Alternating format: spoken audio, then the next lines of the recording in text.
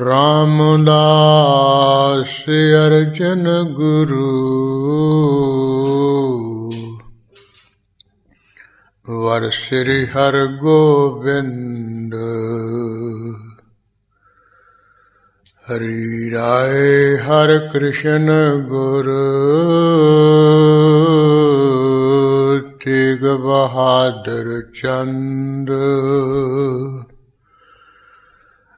ਦਸਵੇਂ ਗੋਬਿੰਦ ਸਿੰਘ ਗੁਰੂ ਨਮੋ ਚਰਨ ਅਰਬਿੰਦ ਸ਼੍ਰੀ ਗੁਰ ਸ਼ਬਦ ਕਮਾਏ ਜਿਨ ਜੀਤੇ ਪੰਜ ਵਿਕਾਰ ਤਿਨ ਸੰਤਨ ਕੋ ਬੰਦਨਾ ਸਿਰ ਚਰਨਨ ਪਰਤਾਰ ਏਕ ਓੰਕਾਰਾ ਸਤਿਗੁਰੂ ਤਿਹ ਪ੍ਰਸਾਦ ਸਚ ਹੋਇ ਵਾਹਿਗੁਰੂ ਜੀ ਕੀ ਫਤਿਹ ਵਿਘਨ ਵਿਨਾਸ਼ਨ ਸੋਇ ਵਾਹਿਗੁਰੂ ਜੀ ਕੀ ਫਤਿਹ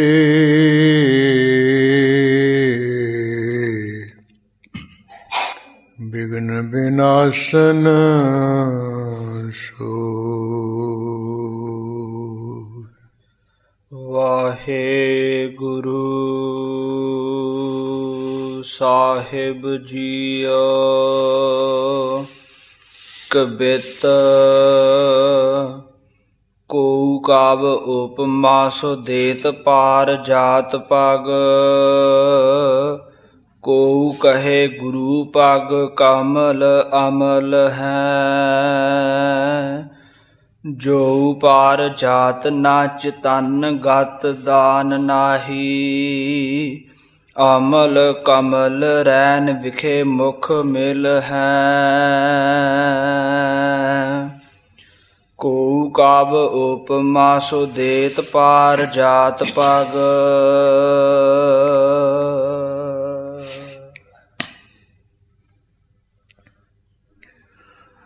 ਵਾਹਿਗੁਰੂ ਜੀ ਕਾ ਖਾਲਸਾ ਵਾਹਿਗੁਰੂ ਜੀ ਕੀ ਫਤਿਹ।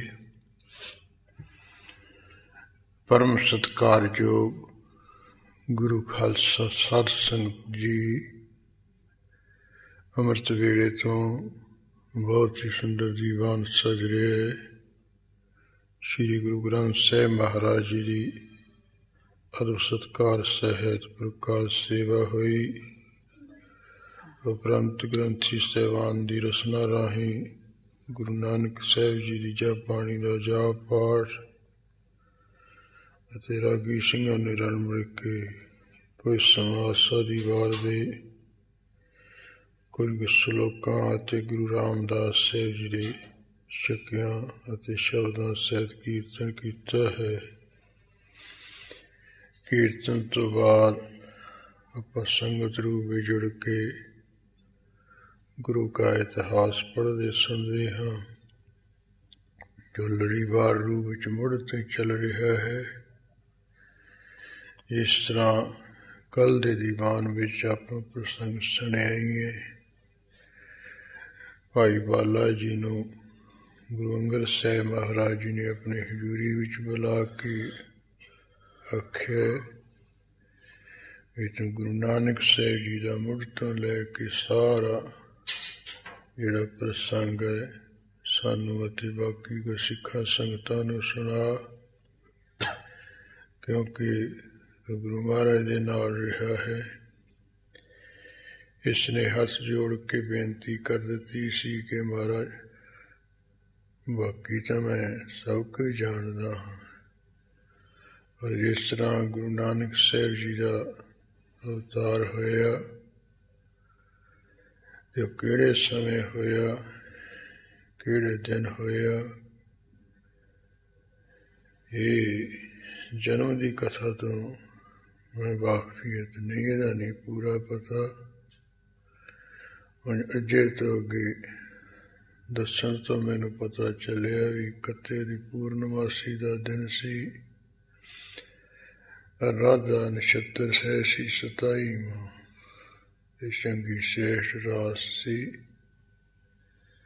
ਜਦੋਂ ਗੁਰੂ ਮਹਾਰਾਜ ਦਾ ਅਵਤਾਰ ਹੋਇਆ ਸੀ ਤੇ ਮਾਤਾ ਦਾ ਨਾਮ ਤ੍ਰਿਪਤਾ ਜੀ ਸੀ, ਪਿਤਾ ਜੀ ਦੇ ਨਾਮ ਉਹਨਾਂ ਦਾ ਆਮ ਕਾਲੂ ਕਰਕੇ ਕਹਿੰਦੇ ਸੀ, ਪੂਰਾ ਨਾਮ ਕਲਿਆਣ ਚੰਦ ਸੀ ਤੇ ਉਹਨਾਂ ਦੇ ਚਾਚੇ ਦਾ ਨਾਮ ਭਾਈ ਲਾਲੂ ਜੀ ਸੀ। ਸੋ ਉਹਨਾਂ ਦੀ ਜਿਹੜੀ ਜਨਮ ਪੱਤਰੀ ਹੈ ਉਹ ਕਾਲੂ ਜੀ ਨੇ ਘਰ ਵਿੱਚ ਬੁਲਾ ਕੇ ਹਰਦਿਆਲ ਪੰਡਤ ਨਾਲ ਹੀ ਤਿਆਰ ਕਰਵਾਈ ਬਣਵਾਈ ਸੀ। ਜੇ ਉਹ ਕਦੇ ਆਪਾਂ ਨੂੰ ਮਾਰਾ ਹਾਸਲ ਹੋ ਜਾਏ ਉਹਨਾਂ ਦੇ ਘਰ ਵਿੱਚੋਂ,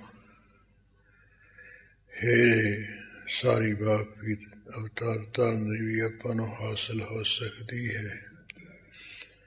ਮਹਾਰਾਜ ਆਪ ਜਾਣਦੇ ਹੋ, ਗੁਰੂ ਨਾਨਕ ਸਾਹਿਬ ਜੀ ਵੀ ਸੱਚਖੰਡ ਗਮਨ ਕਰ ਗਏ, ਆਪ ਉਹਨਾਂ ਦੇ ਜਾਨਸ਼ੀਨ ਹੋ ਗਏ। ਉਹਨਾਂ ਦੇ ਮਾਤਾ ਪਿਤਾ ਵੀ ਇਸ ਸਮੇਂ ਹੈ ਨਹੀਂ ਸੰਸਾਰ ਤੇ। ਹਾਂ, ਉਹਨਾਂ ਦਾ ਜਿਹੜਾ ਚਾਚਾ ਹੈ ਕਾਲੂ ਜੀ ਦਾ ਛੋਟਾ ਭਰਾ ਲਾਲੂ, ਉਹ ਬਿਰਧ ਅਵਸਥਾ ਵਿੱਚ ਦੇ ਘਰ ਵਿੱਚ ਰਹਿ ਰਿਹਾ ਹੈ। ਜੇ ਉਹਦੇ ਕੋਲੇ ਕੋਈ ਆਪ ਜੀ ਦਾ ਭੇਜਿਆ ਸਿੱਖ ਜਾਏ ਤੇ ਫਿਰ ਜਿਹੜੀ ਜਨਮ ਪੱਤਰੀ ਉਹ ਲਿਖੀ ਹੋਈ ਹੈ ਉੱਥੋਂ ਉਹਨਾਂ ਦੇ ਘਰ ਵਿੱਚੋਂ ਹਾਸਲ ਹੋ ਸਕਦੀ ਹੈ।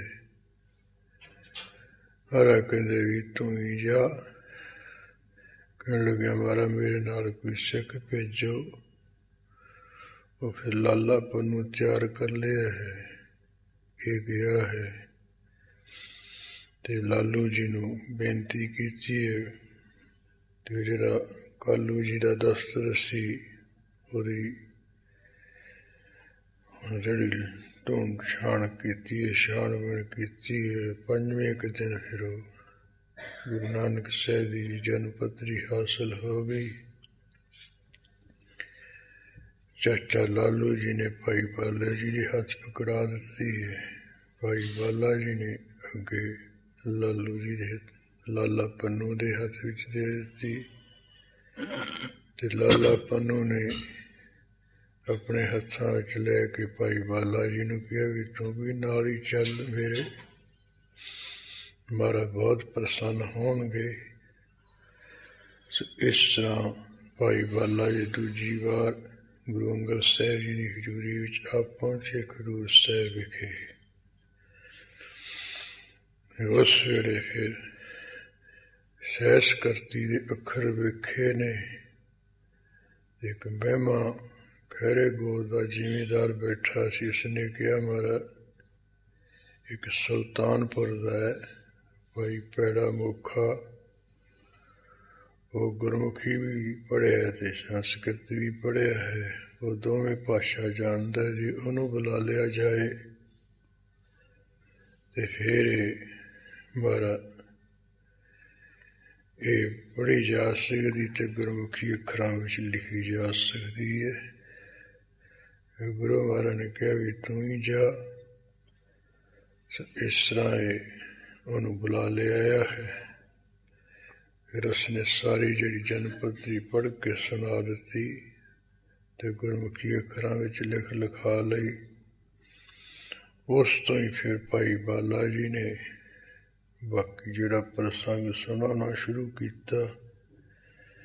ਉਹ ਕੱਲ੍ਹ ਦੇ ਦੀਵਾਨ ਵਿੱਚ ਆਪਾਂ ਭਾਈ ਬਾਲੇ ਵਾਲੀ ਜਨਮ ਸਾਖੀ ਕਿਵੇਂ ਹੋਂਦ ਵਿੱਚ ਆਈ, ਕਿਵੇਂ ਲਿਖਣ ਵਿੱਚ ਆਈ, ਉਹਦਾ ਕਾਰਨ ਸਬਬ ਪੜ੍ਹਿਆ ਸੁਣਿਆ।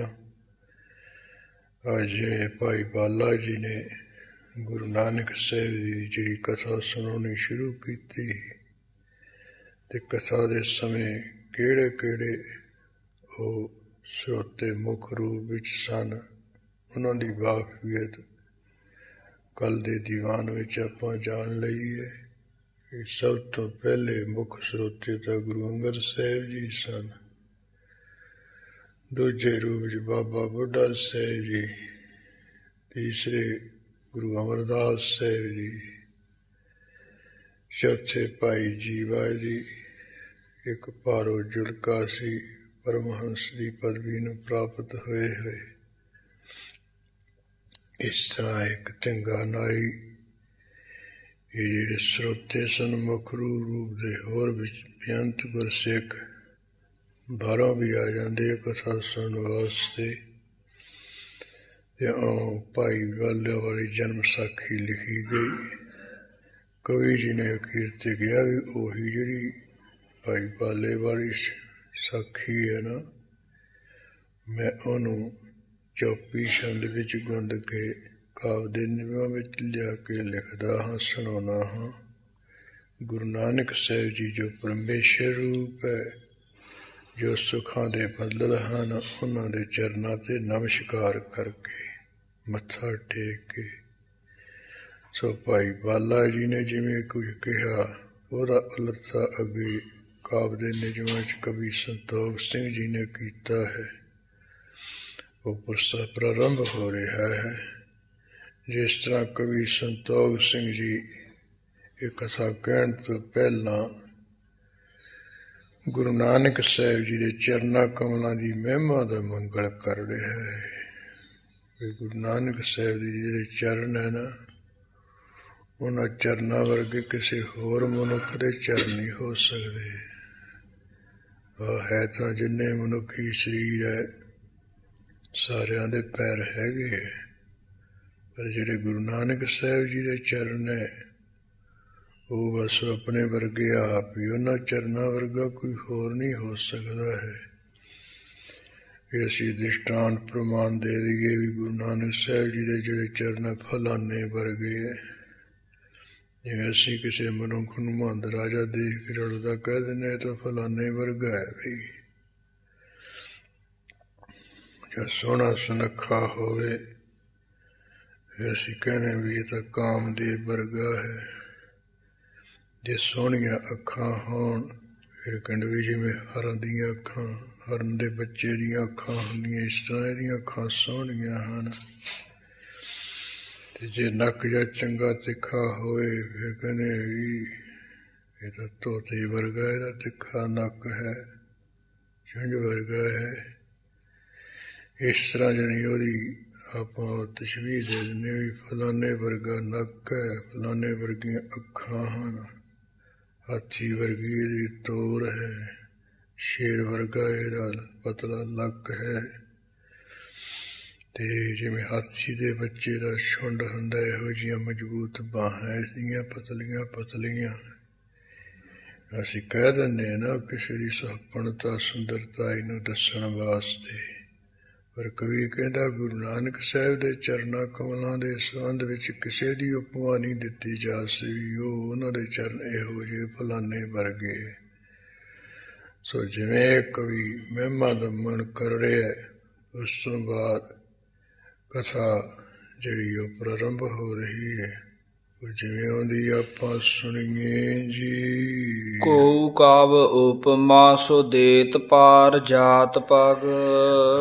ਕਵੀ ਸੰਤੋਖ ਸਿੰਘ ਜੀ ਕਹਿੰਦੇ ਹੈ, ਕੋਈ ਜਿਹੜਾ ਕਵੀ ਹੈ ਨਾ, ਉਹ ਗੁਰੂ ਨਾਨਕ ਸਾਹਿਬ ਦੇ ਜਿਹੜੇ ਚਰਨ ਹੈ, ਉਹਨਾਂ ਦੀ ਜਿਹੜੀ ਉਪਮਾ ਹੈ, ਕਵਲ ਪਾਰ ਜਾਤ ਕਲਮ ਵਿਰਸ਼ ਦੀ ਦਿੰਦਾ ਹੈ।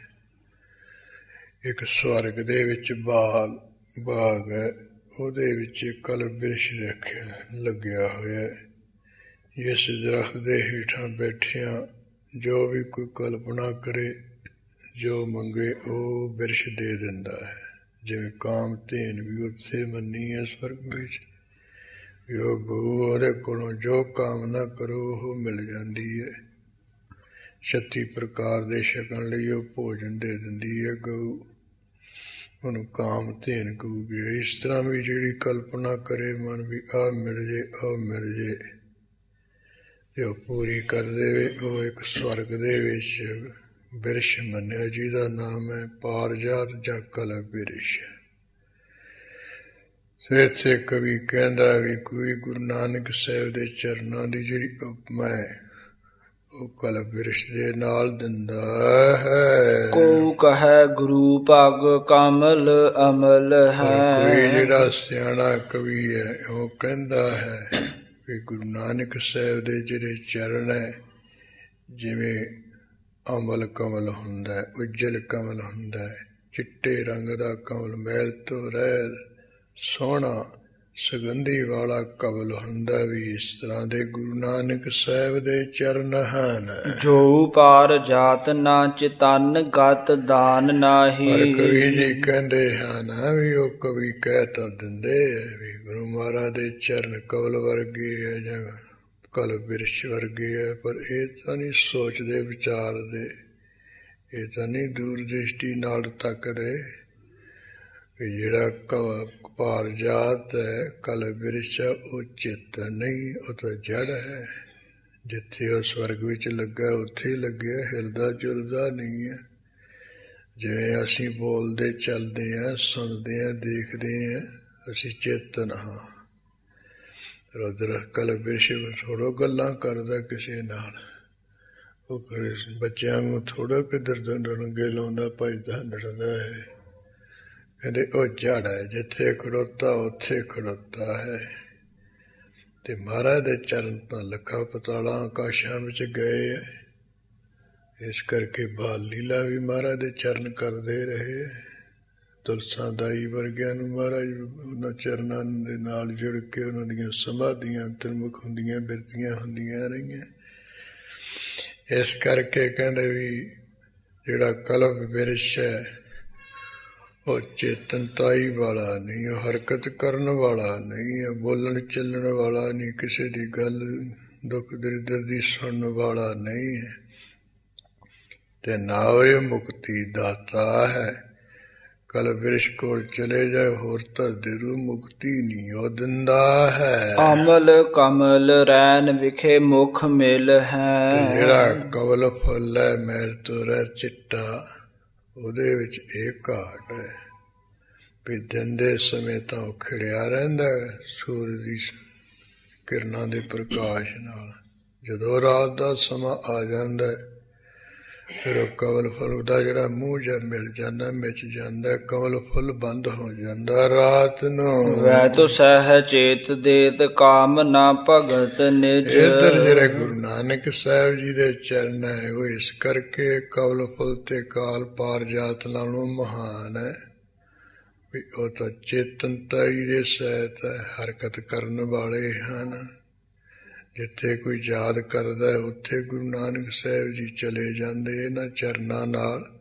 ਇਸ ਕਰਕੇ ਚੇਤਨ ਹਨ ਉਹਨਾਂ ਦੇ ਚਰਨ। ਉਹ ਭਗਤਾਂ ਦੀ ਸੇਵਕਾਂ ਦੀ ਸਹਾਇਤਾ ਕਰਨ ਲਈ ਚਰਨ ਪਹੁੰਚਦੇ, ਉੱਥੇ ਲੈ ਕੇ ਜਾਂਦੇ ਗੁਰੂ ਨਾਨਕ ਸਾਹਿਬ ਜੀ ਨੂੰ। ਇਸ ਕਰਕੇ ਉਹ ਚੇਤਨਤਾ ਹੀ ਸਹਿਤ ਹੈ।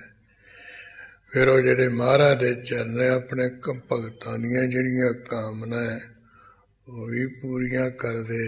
ਗੁਰੂ ਨਾਨਕ ਸਾਹਿਬ ਦੇ ਚਰਨਾਂ ਵਿੱਚੋਂ ਸਿੱਖਾਂ ਸੇਵਕਾਂ ਦੀਆਂ ਸਾਰੀਆਂ ਕਾਮਨਾ ਵੀ ਪੂਰੀਆਂ ਹੁੰਦੀਆਂ ਹਨ। ਬਾਸੁਰ ਔਰ ਰਜਨੀ ਮੈਂ ਏਕ ਸੇ ਸਤੁਲ ਹੈ। ਬਾਕੀ ਗੁਰੂ ਨਾਨਕ ਸਾਹਿਬ ਦੇ ਚਰਨਾਂ ਵਿੱਚ ਵਿਸ਼ੇਸ਼ਤਾ ਇਹ ਹੈ ਕਿ ਉਧਰ ਤਾਂ ਕਮਲ ਫੁੱਲ ਰਾਤ ਨੂੰ ਬੰਦ ਹੋ ਜਾਂਦਾ, ਮਿਚ ਜਾਂਦਾ। ਇੱਧਰ ਗੁਰੂ ਨਾਨਕ ਸਾਹਿਬ ਦੇ ਜਿਹੜੇ ਚਰਨ ਹੈ ਰਾਤ ਹੋਵੇ ਦਿਨ ਹੋਵੇ ਏਕ ਸੇ ਇੱਕੋ ਜਿਹੇ ਤੇ ਸਤੁਲ ਹੈ, ਇੱਕ ਬਰਾਬਰ ਹੀ ਰਹਿੰਦੇ। ਔਰ ਰਾਤ ਨੂੰ ਵੀ ਭਾਵ ਭਗਤੀ ਦੀ ਮਹਿਕ ਵੰਡਦੇ ਹੈ। ਦਿਨੇ ਕੋਈ ਆ ਕੇ ਚਰਨਾਂ ਨਾਲ ਲੱਗ ਜੇ ਉਹਨੂੰ ਵੀ ਭਾਵ ਭਗਤੀ ਦੀ ਸੁਗੰਧੀ ਬਖਸ਼ਦੇ ਮਹਾਰਾਜ ਦੇ ਚਰਨ। ਕੋਈ ਦਿਨੇ ਆ ਕੇ ਚਰਨੀ ਪੈ ਜੇ ਉਹਦੀਆਂ ਵੀ ਕਾਮਨਾ ਪੂਰੀਆਂ ਕਰਦੇ ਗੁਰੂ ਨਾਨਕ ਦੇ ਚਰਨ। ਰਾਤ ਨੂੰ ਆ ਕੇ ਕੋਈ ਚਰਨਾਂ ਤੇ ਟਹਿ ਪਏ ਰਾਤ ਨੂੰ ਵੀ ਬਖਸ਼ਾਂ ਕਰਦੇ ਗੁਰੂ ਨਾਨਕ ਸਾਹਿਬ ਦੇ ਚਰਨ। ਇਸ ਕਰਕੇ ਇੱਕੋ ਰੰਗ ਵਿੱਚ ਰਹਿੰਦੇ, ਇੱਕੋ ਜਿਹੇ, ਇੱਕ ਬਰਾਬਰ ਹਰ ਸਮੇਂ ਦਿਆਲੂ ਕਿਰਪਾਲੂ ਹਨ ਗੁਰੂ ਨਾਨਕ ਸਾਹਿਬ ਦੇ ਚਰਨ। ਲਖੇ ਪਦ ਆਦਰ ਨ ਪਾਰ ਜਾਤ ਕਮਲ ਕੋ। ਇਸ ਕਰਕੇ ਵੀ ਸਰੋਤਾ ਜਨੋ ਮੈਂ ਤਾਂ ਕਵੀਆਂ ਨੂੰ ਸਿੱਧਾ ਹੀ ਸਪਸ਼ਟ ਕਰਦਾ ਹਾਂ। ਜਿਹੜਾ ਤੁਸੀਂ ਕਹਿੰਦੇ ਹੋ ਵੀ ਮਹਾਰਾਜ ਦੇ चरण कौल वर्गे या बिरश का पारजात वर्गे कल बिरश वर्गे है। मैं तो गुरु नानक साहब के जिहड़े चरण है ना उन्हां नूं जिहड़ा उपमा दित्ती जांदी भी है कल बिरश वर्गे, ये आदरयोग नहीं है, समझिया भी सत्कारयोग उपमा नहीं है। ਜਿਹੜਾ ਤੁਸੀਂ ਕਹਿੰਦੇ ਹੋ ਗੁਰੂ ਨਾਨਕ ਦੇ ਸਾਹਿਬ ਚਰਨ ਕਮਲ ਫੁੱਲ ਵਰਗੇ, ਇਹ ਜਿਹੜੀ ਉਪਮਾ ਹੈ ਇਹਨੂੰ ਆਦਰਯੋਗ ਨਹੀਂ ਸਮਝਿਆ ਹੈ, ਇਹ ਸਤਿਕਾਰਯੋਗ ਇਹ ਉਪਮਾ ਨਹੀਂ ਹੈ। ਤਾਂ ਤੇ ਪੱਗ ਪੱਗ ਪਾਰ ਜਾਤ ਨਾ ਕਮਲ ਹੈ। ਇਸ ਕਰਕੇ ਮੈਂ ਤਾਂ ਸਪਸ਼ਟ ਕਹਿਣਾ ਵੀ ਜਿਹੜੇ ਗੁਰੂ ਨਾਨਕ ਸਾਹਿਬ ਦੇ ਚਰਨ ਹੈ ਬਸ ਉਹ ਚਰਨ ਹੀ ਹੈ, ਆਪਣੇ ਵਰਗੇ ਆਪ ਹੀ ਆ ਉਹ ਚਰਨ। ਨਾ ਮਹਾਰਾਜ ਦੇ ਚਰਨਾਂ ਨੂੰ ਕਲ ਬਿਰਸ਼ ਵਰਗੇ ਕਿਹਾ ਜਾ ਸਕਦਾ ਹੈ, ਨਾ ਕਮਲ ਫੁੱਲ ਵਰਗੇ ਕਿਹਾ ਜਾ ਸਕਦਾ, ਸਮਝਿਆ ਜਾ ਸਕਦਾ ਹੈ, ਕਿਉਂਕਿ ਇਹਨਾਂ ਵਿੱਚ ਘੱਟ ਹੈ, ਮੁਕਤੀ ਨਹੀਂ ਦਿੰਦੇ, ਰਾਤ ਨੂੰ ਨਹੀਂ ਬਖਸ਼ਿਸ਼ ਕਰਦੇ ਹਨ। ਗੁਰੂ ਮਹਾਰਾਜ ਦੇ ਚਰਨ ਪਾਉ ਭਗਤੀ ਦੀਆਂ ਮਹਿਕਾਂ ਦਿੰਦੇ ਵੰਡਦੇ ਹਨ, ਭਗਤਾਂ ਦੀਆਂ ਕਾਮਨਾ ਪੂਰੀਆਂ ਕਰਦੇ ਹਨ। ਚੌਪਈ ਕਰ ਤੂੰਬੀ ਕਟ ਕੀਨ ਕੁਪੀਨਾ। ਹੁਣ ਭਾਈ ਬਾਲਾ ਜੀ ਜਦੋਂ ਗੁਰੂ ਅੰਗਦ ਸਾਹਿਬ ਮਹਾਰਾਜ ਦੀ ਹਜ਼ੂਰੀ ਵਿੱਚ ਔਂਕੜਾ ਮਾਰ ਕੇ ਬੈਠੇ, ਉਹਨਾਂ ਦੇ ਸਰੀਰ ਤੇ ਕਿਹੋ ਜਿਹਾ ਕੋਈ ਪਹਿਰਾਵਾ ਪਹਿਨਿਆ, ਕਿਹੋ ਜਿਹਾ ਸੀਸ ਤੇ ਧਾਰਨ ਕੀਤਾ ਤੇ ਸੀਸ ਦੇ ਸਰੀਰ ਦੇ ਉੱਪਰ ਕੀ ਪਹਿਨਿਆ ਪਾਇਆ ਹੋਇਆ ਹੈ ਤੇ ਹੱਥ ਵਿੱਚ ਕੀ ਫੜਿਆ ਹੋਇਆ ਹੈ, ਉਹ ਸਾਰੇ ਖੋਲ ਕੇ ਦੱਸਦਾ ਕਵੀ ਸੰਤੋਖ। ਕਹਿੰਦੇ ਹੱਥ ਵਿੱਚ ਤਾਂ ਭਾਈ ਬਾਲਾ ਜੀ ਦੇ ਤੂੰਬੀ ਹੈ, ਇਹ ਪਿਛਲੇ ਜਣੇ ਸਾਧੂ ਸੰਤ ਸੀ, ਆਪਣੇ ਕੋਲ ਪਾਣੀ ਜ਼ਰੂਰ ਰੱਖਦੇ ਹੁੰਦੇ ਸੀ, ਬਾਹਰ ਜਾਣ ਅੰਦਰ ਜਾਣ। ਅੱਜ ਕੱਲ੍ਹ ਤਾਂ ਚਲੋ ਸਮਾਂ ਬਦਲ ਗਿਆ ਵੀ ਚਲੋ ਆ ਥਾਂ ਥਾਂ 'ਤੇ ਪ੍ਰਬੰਧ ਹੈ ਨਾ, ਪਿਛਲੇ ਸਮਿਆਂ ਵਿੱਚ ਨਹੀਂ ਹੁੰਦਾ ਸੀ, ਇਸ ਕਰਕੇ ਵੀ ਉਹ ਪਾਣੀ ਜ਼ਰੂਰ ਕੋਲ ਰੱਖਦੇ ਸੀ। ਕੋਈ ਤੂੰਬਾ ਰੱਖ ਲੈਂਦਾ ਸੀ, ਕੋਈ ਚਿੱਪੀ ਜੀ ਰੱਖ ਲੈਂਦਾ ਸੀ, ਕੋਈ ਗੰਗਾ ਸਾਗਰ ਰੱਖ ਲੈਂਦਾ। ਇਸ ਤਰ੍ਹਾਂ ਕਹਿੰਦੇ ਭਾਈ ਬਾਲਾ ਜੀ ਦੇ ਹੱਥ ਵਿੱਚ ਤੂੰਬੀ ਲਈ ਜਿਵੇਂ ਚਿੱਪੀ ਫੜੀ ਹੋਈ ਹੈ, ਜਿਵੇਂ ਸਾਧੂਆਂ ਦੇ ਹੱਥ ਵਿੱਚ ਹੁੰਦੀ ਹੈ, ਤੇ ਲੱਕ ਦੇ ਨਾਲ ਲੰਗੋਟੀ ਹੈ। ਇਹ ਤਾਂ ਗੁਰੂ ਕਲਗੀਧਰ ਜੀ ਨੇ ਲੰਗੋਟੀ ਜੀ ਲੁਹਾ ਕੇ ਕਸ਼ਹਿਰਾ ਖਾਲਸੇ ਨੂੰ ਪਹਿਨਾਇਆ, ਮੁਸ਼ਕਾ ਕੇ। ਪਹਿਲਾਂ ਆਮ ਇਹ ਲੱਕ ਨਾਲ ਸਾਰਿਆਂ ਦੇ ਲੰਗੋਟੀ ਕਸੀ ਹੁੰਦੀ ਸੀ, ਆ ਜਿਹੜੇ ਬ੍ਰਾਹਮਣ ਲੋਕ ਹੈ ਉਹ ਕੰਨੀਦਾਰ ਧੋਤੀ ਜੀ ਬੰਨ੍ਹ ਲੈਂਦੇ ਸੀ।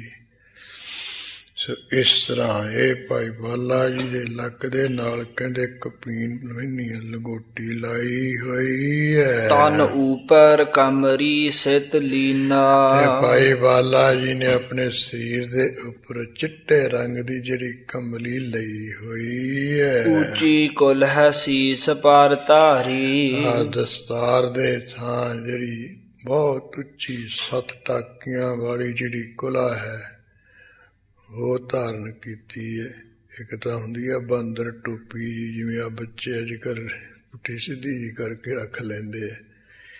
ਇੱਕ ਹੈ ਫਕੀਰਾਂ ਦੀ, ਉਹਦੀਆਂ ਉਹ 7 ਟਾਕੀਆਂ ਹੁੰਦੀਆਂ ਅਤੇ ਬਹੁਤ ਉੱਪਰ ਨੂੰ ਉੱਚੀ ਹੁੰਦੀ ਹੈ।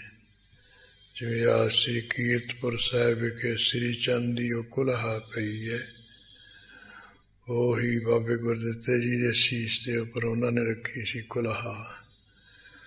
ਉਹ ਬਹੁਤ ਸੋਹਣੀ ਹੁੰਦੀ, 7 ਟਾਕੀਆਂ ਦੀ, 7 ਪਹਿਲੂ ਉਹਦੇ ਹੁੰਦੇ।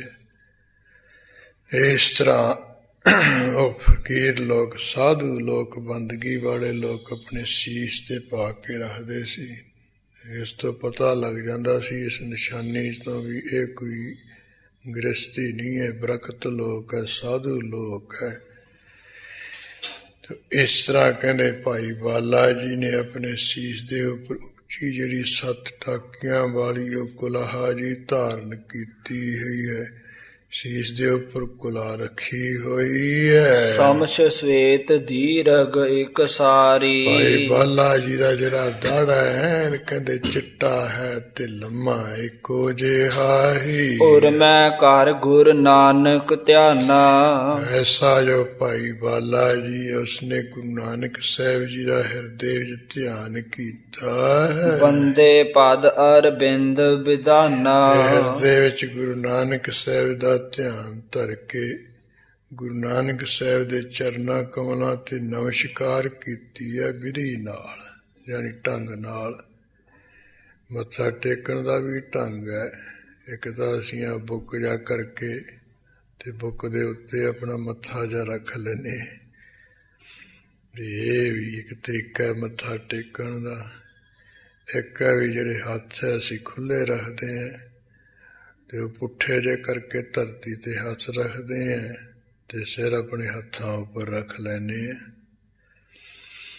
ਇੱਕ ਹੈ ਤਰੀਕਾ ਵੀ ਜਿਹੜੇ ਹੱਥ ਹੈ ਉਹ ਧਰਤੀ ਉੱਪਰ ਸਿੱਧੇ ਲਾਉਣੇ ਤੇ ਇਸੇ ਤਰ੍ਹਾਂ ਧਰਤੀ ਉੱਪਰ ਹੀ ਮੱਥਾ ਲਾਉਣਾ। ਹਿਰਦੇ ਅੰਦਰ ਐਸਾ ਭਾਵਨਾ ਹੋਣੀ ਵੀ ਇਹ ਜਿਹੜੇ ਹੱਥ ਹੈ ਮੈਂ ਗੁਰੂ ਨਾਨਕ ਸਾਹਿਬ ਦੇ ਚਰਨਾਂ ਤੇ ਰੱਖੇ ਹੈ ਤੇ ਇਸੇ ਤਰ੍ਹਾਂ ਜਿਹੜਾ ਸੀਸ ਧਰਤੀ ਤੇ ਰੱਖਿਆ ਅੰਦਰ ਇਹ ਖਿਆਲ ਹੋਣਾ ਵੀ ਇਹ ਮੈਂ ਗੁਰੂ ਨਾਨਕ ਸਾਹਿਬ ਦੇ ਚਰਨਾਂ ਤੇ ਰੱਖਿਆ ਹੈ। ਇਹ ਜਾਣੀ ਅਸਲੀ ਤਰੀਕਾ ਹੈ ਵੀ ਇਹ ਨਹੀਂ ਵੀ ਆਪਣੇ ਹੱਥਾਂ ਉੱਪਰ ਮੱਥਾ ਰੱਖਣਾ, ਹੱਥ ਵੱਖਰੇ ਰੱਖਣੇ ਆ, ਮੱਥਾ ਵੱਖਰਾ ਧਰਤੀ ਤੇ ਲਾਉਣਾ ਹੈ। ਇਸ ਤਰ੍ਹਾਂ ਹਿਰਦੇ ਵਿਧੀ ਨਾਲ ਜਿਹੜਾ ਮੱਥਾ ਟੇਕਿਆ ਉਹਦਾ ਥਾ ਫਲ ਹੈ। ਬਾਕੀ ਹੈ ਜਿਹੜਾ ਅਸੀਂ ਉਹ ਕਰਾਈ ਜਾਂਦੇ, ਕਈ ਖੜੇ ਖੜਾਤੀ ਹੈ ਸਲੂਟ ਜਾ ਮਾਰਦੇ ਡੱਲੇ ਹੀ ਮੱਥਾ ਟੇਕ ਲਿਆ। ਇਹ ਤਰੀਕਾ ਤਾਂ ਨਹੀਂ ਨਾ ਹੈਗਾ, ਅਸਲੀ ਹੈ ਜਾਣੀ ਵੀ ਉਹ ਇਸ ਕਰਕੇ ਕਵੀ ਜੀ ਕਹਿੰਦਾ ਵੀ ਭਾਈ ਬਾਲਾ ਜੀ ਨੇ ਹਿਰਦੇ ਵਿੱਚ ਧਿਆਨ ਧਰ ਕੇ ਨਾ ਗੁਰੂ ਨਾਨਕ ਸਾਹਿਬ ਦਾ ਫਿਰ ਵਿਧੀ ਨਾਲ ਤਰੀਕੇ ਨਾਲ ਮੱਥਾ ਟੇਕਿਆ। ਇਹ ਦੋਵੇਂ ਜਿਹੜੇ ਹੱਥ ਧਰਤੀ ਤੇ ਲਾ ਕੇ ਤੇ ਮੱਥਾ ਲਾਇਆ ਧਰਤੀ ਤੇ, ਕਿਉਂ ਬਈ ਮੈਂ ਮਹਾਰਾਜ ਦੇ ਚਰਨਾਂ ਤੇ ਮੱਥਾ ਰੱਖ ਕੇ ਮਹਾਰਾਜ ਦੇ ਚਰਨਾਂ ਤੇ ਹੱਥ ਰੱਖ ਰਿਹਾ ਹਾਂ। ਕਿਉਂ ਮੱਥਾ ਟੇਕਿਆ ਧਿਆਨ ਧਰ ਕੇ ਸ਼ਰਧਾ ਨਾਲ ਵਿਧੀ ਨਾਲ ਢੰਗ ਤਰੀਕੇ ਨਾਲ। ਬਾਲਾ ਵਰਣਨ ਕਰਨ ਲੱਗਾ ਬਰ। ਉਸ ਤੋਂ ਬਾਅਦ ਫਿਰ ਮੱਥਾ ਟੇਕ ਕੇ ਭਾਈ ਬਾਲਾ ਜੀ ਜਿਹੜਾ ਸ੍ਰੇਸ਼ਟ ਇਤਿਹਾਸ ਹੈ ਉਹ ਕਥਨ ਕਰਨ ਲੱਗਿਆ ਹੈ। ਸਸ ਮੁਖ ਤੇ ਇਤਿਹਾਸ ਸੁਦਾ ਸਰ। ਭਾਈ ਬਾਲਾ ਜੀ ਦਾ ਕਹਿੰਦੇ ਜਿਹੜਾ ਮੁਖ ਹੈ ਉਹ ਤਾਂ ਪੂਰਨਮਾਸੀ ਦੇ ਚੰਦਰਮਾ ਵਰਗਾ ਹੈ। ਜਿਹੜੀ ਗੁਰੂ ਕੀ ਕਥਾ ਹੈ ਇਹ ਕਹਿੰਦੇ ਅੰਮ੍ਰਿਤ ਵਰਗੀ ਹੈ। ਅੰਮ੍ਰਿਤ ਵਰਗੀ ਜਿਹੜੀ ਕਥਾ ਹੈ ਭਾਈ ਬਾਲਾ ਜੀ ਆਪਣੇ ਚੰਦਰਮਾ ਵਰਗੇ ਮੁਖ ਤੋਂ ਕਥਨ ਕਰ ਲੱਗਿਆ ਕਥਾ ਸੁਣਾਉਣ। ਸ੍ਰੀ ਬਾਲਾ ਸੰਦਰ ਵਾਚ ਕਲ ਯੁਗ ਪਾਏ ਅਕਾਲ ਪ੍ਰਜੋਰਾ। ਹੁਣ ਭਾਈ ਬਾਲੇ ਵਾਲੀ ਜਨਮ ਸਾਖੀ ਦਾ ਕਵੀ ਜੀ ਨੇ ਉਲੱਥਾ ਕੀਤਾ, ਜਿਸ ਕਰਕੇ ਜਦੋਂ ਵੀ ਪ੍ਰਸੰਗ ਕੋਈ ਸ਼ੁਰੂ ਹੋਊਗਾ ਉੱਥੇ ਹਰੇਕ ਦੇ ਥਾਂ ਬਾਲਾ ਸੰਦਰ ਬਾਚ ਲਿਖਿਆ ਹੈ। ਇਹ ਹੈ ਨਹੀਂ ਤਾਂ ਅਗਲਾ ਆਪਣਾ ਲਿਖਦਾ ਹੈ। ਇਹ ਹੈ ਭਾਵਨਾ ਅਸਲੀ ਅੰਦਰ। ਐਡਾ ਮਹਾਨ ਵਿਦਵਾਨ ਹੋ ਕੇ ਸਾਰਾ ਕੁਝ ਵੀ ਇਹ ਉਹਨਾਂ ਦਾ ਹੈ, ਮੇਰਾ ਨਹੀਂ। ਮੈਂ ਤਾਂ ਸਿਰਫ ਇਹਦੀ ਕਾਵ ਦੇ ਨਿਯਮਾਂ ਵਿੱਚ ਤਸਨ ਕਰ ਰਿਹਾ। ਨਹੀਂ ਤਾਂ ਅੱਜ ਕੱਲ੍ਹ ਤਾਂ ਇੱਧਰੋਂ ਉੱਧਰੋਂ ਲੈ ਕੇ ਨਾ ਪ੍ਰਸੰਗ ਦੇ ਤੇ ਫਿਰ ਮੂਹਰੇ ਆਪਣਾ ਨਾਂ ਲਿਖਿਆ ਹੁੰਦਾ ਵੀ ਫਲਾਨਾ ਪ੍ਰਕਾਸ਼ਕ ਫਲਾਨਾ ਲੇਖਕ, ਯਾਨੀ ਹਮ ਮੈਨੂੰ ਪੁੱਠੇ ਪਾਉਂਦੇ। ਭਾਈ ਬਾਲਾ ਜੀ ਉਹ ਮਹਾਰਾਜ ਦਾ ਧਿਆਨ ਧਰ ਕੇ ਮੱਥਾ ਟੇਕ ਕੇ ਅਸਰ ਕਰਨ ਲੱਗਿਆ। ਉਹਦਾ ਉਲੱਥਾ ਕਵੀ ਸੰਤੋਖ ਸਿੰਘ ਕਰ ਰਿਹਾ, ਜਿਸ ਕਰਕੇ ਇਹ ਕਥਾ ਕਰਨ ਤੋਂ ਪਹਿਲਾਂ ਭਾਈ ਬਾਲਾ ਜੀ ਦਾ ਨਾਂ ਦੇ ਦਿੱਤਾ ਕਵੀ ਨੇ, ਸ੍ਰੀ ਬਾਲਾ ਸੰਦਰ ਬਾਜ। ਸ੍ਰੀ ਸੋਭਾ ਵਾਲੇ ਜੋ ਭਾਈ ਬਾਲਾ ਜੀ ਸੰਧੂ ਗੋਤ ਦੇ ਹਨ, ਉਹ ਰੋਹ ਦੇ ਵਿੱਚੋਂ ਸਰਗਾਂ ਆ ਜਾਂਦੀਆਂ, ਔਂਕੜ ਵਿੱਚੋਂ ਊੜਾ ਆ ਜਾਂਦਾ ਹੈ, ਜਿਸ ਕਰਕੇ ਬਣ ਜਾਏ ਬਾਲਾ ਸੰਦ ਉਬਾਜ। ਭਾਈ ਬਾਲਾ ਜੀ ਜੋ ਸੰਧੂ ਗੋਤ ਦੇ ਹੈ ਉਹ ਉਬਾਜ ਕੀਏ ਕਥਨ ਕਰਦੇ ਹਨ। ਕਥਾ ਕਹਿੰਦੇ ਹਨ। ਕਲ ਯੁਗ ਪਾਏ ਅਕਾਲ ਪ੍ਰਜੋਰਾ। ਹਾਂ, ਗੁਰੂ ਅੰਗਦ ਸਾਹਿਬ ਜੀ ਨੂੰ ਕਥਨ ਕਰਨ ਲੱਗੇ, ਕਥਾ ਸੁਣਾਉਣ ਲੱਗੇ ਕਿ ਮਹਾਰਾਜ ਜਦੋਂ ਗੁਰੂ ਨਾਨਕ ਸਾਹਿਬ ਜੀ ਦਾ ਅਵਤਾਰ ਹੋਇਆ ਸੀ, ਉਸ ਵੇਲੇ ਆ ਬੁਰਾ ਹਾਲ ਸੀ। ਕਲਯੁਗ ਨੇ ਕਹਿੰਦੇ ਕਾਲ ਤੋਂ ਬਿਨਾਂ ਸਮੇਂ ਤੋਂ ਆਪਣਾ ਤਕੜਾ ਜ਼ੋਰ ਪਾਇਆ ਸੀ, ਬਲ ਪਾਇਆ ਹੋਇਆ ਸੀ। ਕਲਯੁਗ ਅਜੇ ਪੂਰਾ ਲੱਗਿਆ ਨਹੀਂ ਸੀ, 5000 ਵਰ੍ਹੇ ਬੀਤਿਆ ਸੀ। ਇਸ ਕਰਕੇ ਇਹਦਾ ਸਮਾਂ ਤਾਂ ਜ਼ੋਰ ਪਾਉਣ ਵਾਲਾ ਹੈ ਨਹੀਂ ਸੀ। ਗੁਰੂ ਕਲਗੀਧਰ ਜੀ ਦਾ ਇਤਿਹਾਸ ਪੜ੍ਹੀਏ, ਉਹ ਜਿੱਥੇ ਨਹਿ ਕਲੰਕ ਦੀ ਗਾਥਾ ਲਿਖੀ ਨਾ, ਉੱਥੇ ਕਲਯੁਗ ਦਾ ਪੂਰਾ ਜ਼ੋਰ ਲਿਖਿਆ ਹੈ।